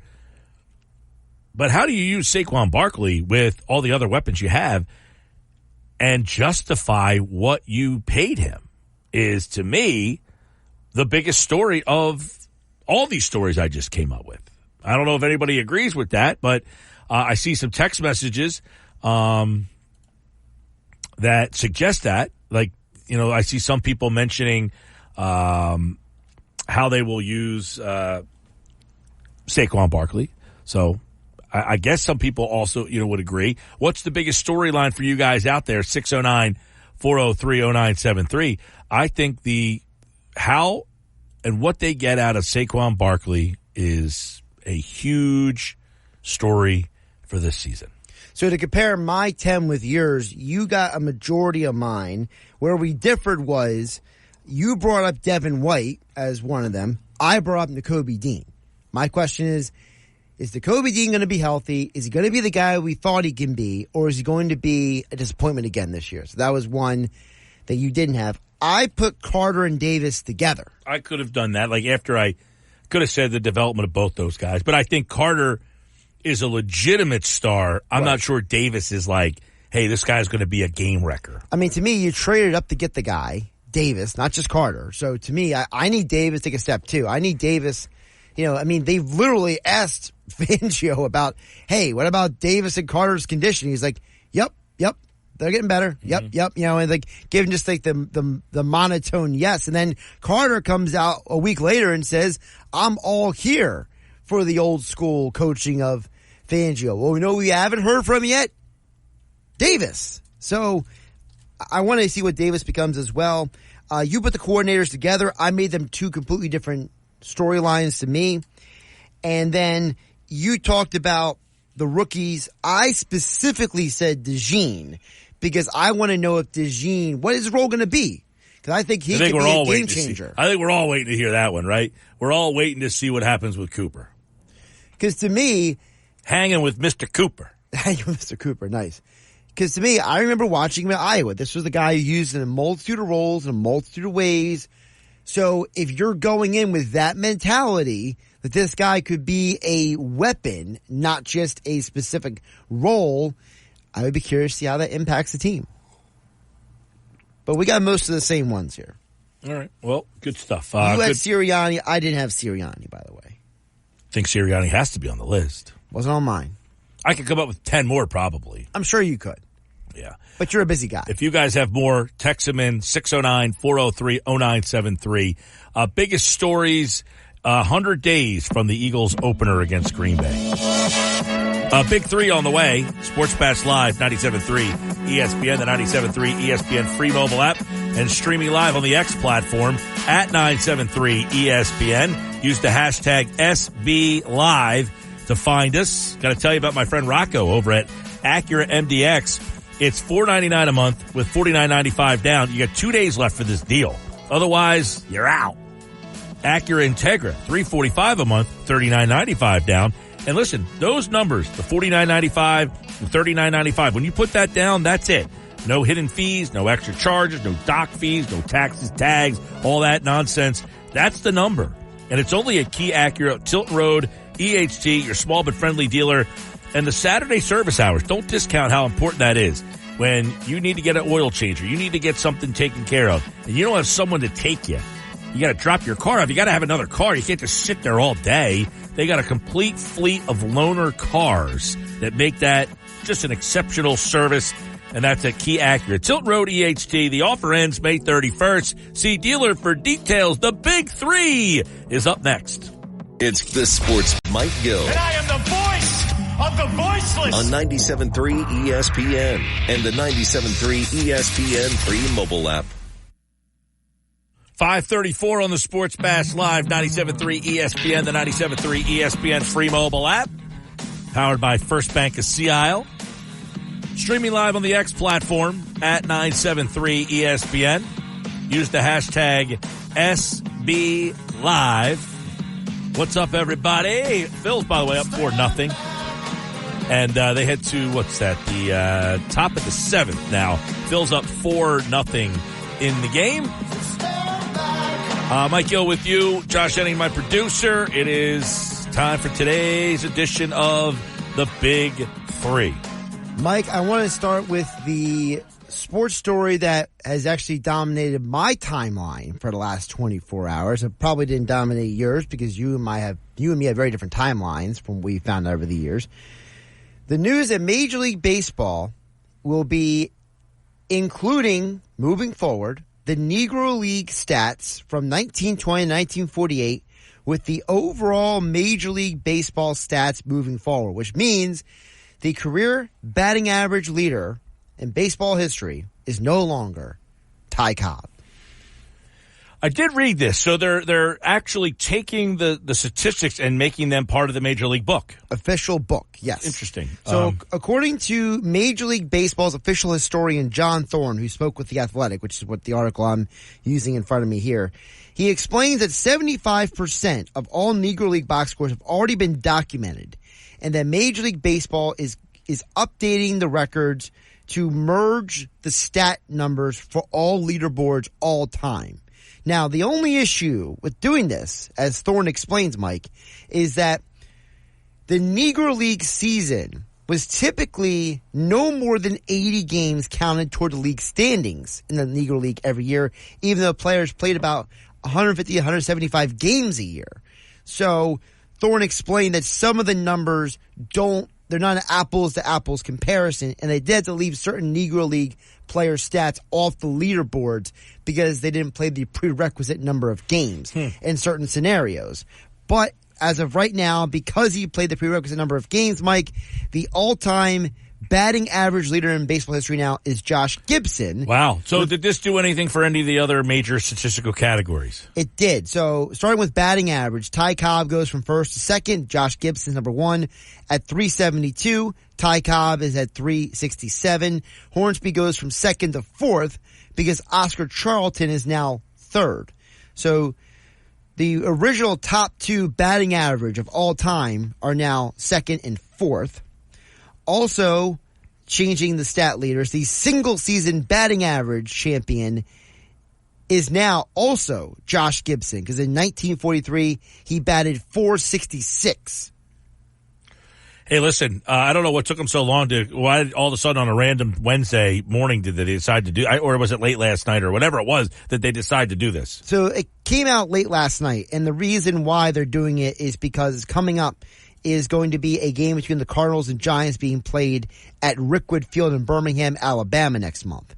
So Major League Baseball. I did see that. They're wanting to unveil this before the Negro League honored game in Alabama next month. Okay. Listen, I don't have any problem with it. The fact that they're merging the whole thing, this is a long time coming. It should have been anyway. I mean, this is something that probably should have been done a long time ago. Also, apparently, according to Darren Ravel, Josh Gibson jersey sales have suddenly exploded on the MLB team shop. Yeah. People are buying now Josh Gibson jerseys. Gibson is a legendary figure in the baseball lore, right? I mean, he's a guy that you just heard these like legendary stories. Yeah, legendary stories about like how far he would hit the baseball and all sorts of stuff like that. I mean, now when you say he's the all-time batting average leader, it's 373 would be his batting average. He also hit 166 home runs, which obviously isn't anything in terms of historical, but it was the majestic shots that he would hit that got him the attention. Also, he is now the all-time career OPS leader. He has jumped ahead of Babe Ruth now as well. Wow. Well, and many people had called Josh Gibson kind of the Babe Ruth of the Negro League. So, correct. Hey, it's a great story. I did see that this morning. I didn't get a chance to read it, but I wanted to read more on the integration and what it kind of meant, like what, any pitching stuff? Yeah, so the career ERA leaders now have changed as well, because Addy Jose is now number 2 all time with a 1.89 career ERA on the list, which knocks down Mordecai Brown. Christy Massing gets knocked down by John Ward. So couple new names being added to the all-time list because of this. Good stuff. So good on Major League Baseball for finally getting this done. Yeah, and I the reason why I said it's all over my social media because so many people have asked the same question you did, which was why did it take them so long? You ever see Soul of the Game? Yes. Yeah, Gibson is portrayed in and that was like in the 90s. Yeah. I can't remember who the actor was who played that role, but Soul of the Game, awesome movie. I think Satchel Paige is depicted in the movie. Jackie Robinson, Branch Rickey is the commissioner. So check out Soul of the Game if you haven't checked that out. It's a great, kind of depiction of Josh Gibson. Man, blanked it for a second. 1996 was the movie. I was close. Yeah, you said 90s. That's fair. I remember it was definitely in the 90s. Yeah. 96. Yep. Mike, my number 2 story today is, as expected, all charges against Scotty Scheffler have officially been dropped. Scotty Scheffler explained that he has no ill will toward the Louisville Police Department or the officer who roughed him up. And I don't know if you know this, Mike, but there's a specific reason why all charges have been dropped. Not sure. What was it? Because Louisville Police Detective Brian Gillis, who is now currently suspended again by the police department. I did see that this guy had all sorts of checkered past. Yes. So I wanted to read to you why this guy has been suspended for the 4th time by the police department. And because of his poor background in history, they had to drop all charges against Scottie Scheffler. So included in Detective Gillis's disciplinary history, he has wrecked a police car. He has been caught doing donuts in a parking lot with a police car. He has missed court appearances for tickets that he has issued and arrests that he has made. He has also been suspended 5 days multiple times, as well as drinking with intoxicated civilians, which is apparently a Code 3 violation as well. So apparently, Detective Gillis of Louisville Police Department, his history is so bad that they How said, is the guy still employed? The guy basically said, you know what, never mind Scottie Scheffler. I don't, oh man, that's a sad story, that the fact that the guy's still employed. Yeah, I don't what know are we doing in the world that guy has that type of rap sheet and is still employed? I mean, that guy has more violations on his record as a police officer than the average person has on their own driving record. I can't even comprehend that that's a story. Yeah, I had to give you some of the details of what this guy has been in trouble for because it's I did know. I saw a little bit about this, and it's one of those things. It's like there's so many things going on, right? And the fact that it got to that's what this guy has done in his past, and he still was able to perform his job, or be allowed to perform his job, I should say. Yeah, prosecutors confirmed in court hearing today, Mike, that they would not pursue the case anymore because the officer involved is there was video suspended. too. Well, there's the one video that shows literally the guy is an idiot. I mean, you watch the video. And by the way, if anyone hasn't seen the McAfee breakdown of the video, it's absolutely hilarious. I didn't. I saw that he did the breakdown of the video. Is it like a John Boy thing? Kind of, yeah, but it's McAfee style. I mean, McAfee literally just ripping into this guy. It's great. Yeah. All so, right. Well, I'll have to check it out. Yes, if you want a good laugh, watch it because I thought it was hilarious. Yeah, I'm definitely perplexed by the fact that the guy was employed. What are we doing? It's horrible. Mike, my third story for you today. By the way, yes. Ocean City's playing Delsey in the Group 3 playoff game. Ocean City was up 6-0. Delsey came back and took a 7-6 lead. Insane. And it looks like Ocean City just hit a 3-run homer to take the lead back 9-6. You can watch the game on our website, 973ESPN.com. But it was 6-0 Ocean City. So they got to this big lead, 6-0. 7-6 Delsey. Delsey storms back. And I think Evan Taylor just hit a 3-run homer to make it 9-7 Ocean City. The game's in the top of the 6th. Wow. You can watch the game on our website, 973ESPN.com. And that means you can also watch the replay on the website as well. Yeah, well, if you missed all the action, you can go rewind. back and watch it. Looks like Delsey just got out of the 6th. So they're going to go to the bottom of the 6th inning, down 9-7. Delsey had bases loaded last inning. They scored on like a pass ball. I have the YouTube video up on the screen in front of me here, so I've been kind of keeping a little eye on that. It was 6-0, so I kind of turned away, and I went back, and the next thing I did was 6-3. Yeah. And then it was 6-5. Meanwhile, Christopher Sanchez has gone 7 innings, giving up no runs and 4 hits. Yeah, good for Sanchez. By the way, 3 hits today for Castellanos, including a homer.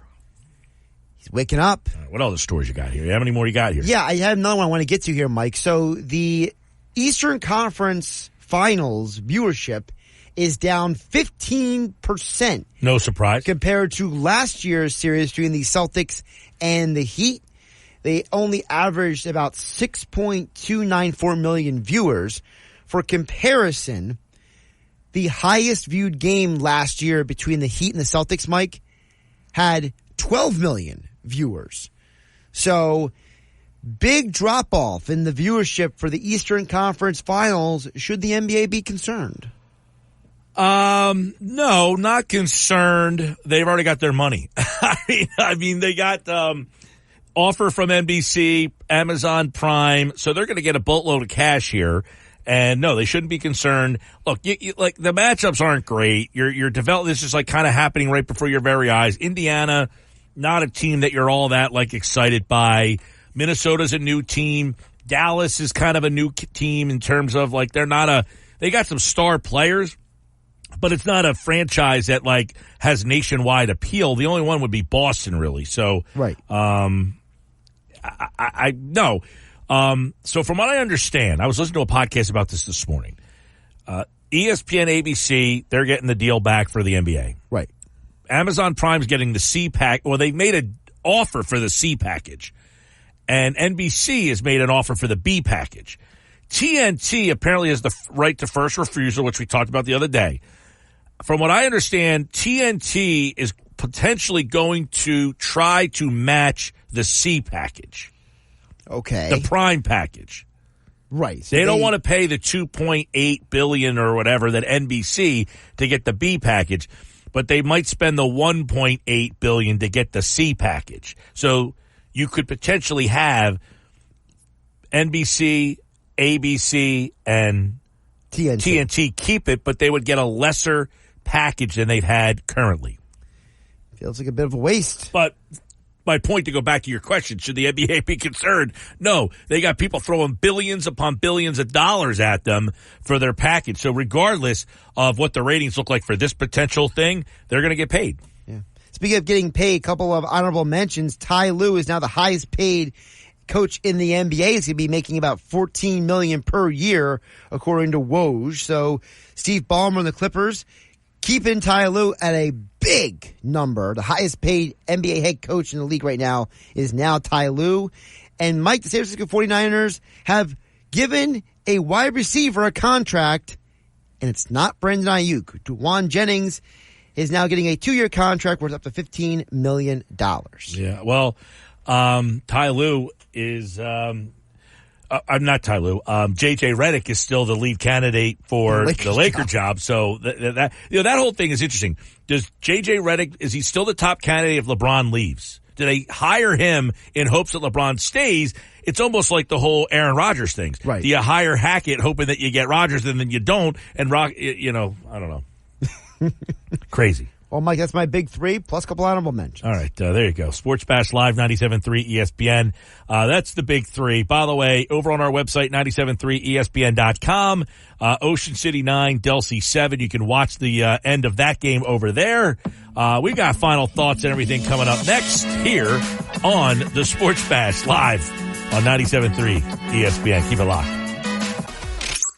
At Grand Canyon University, we believe in equal opportunity, and the American dream starts with purpose. Whether your pursuit involves a bachelor's, master's, or doctoral degree, GCU's learning environments are designed for supportive networking and collaboration. With over 330 academic programs, GCU provides a path to help you fulfill your dreams.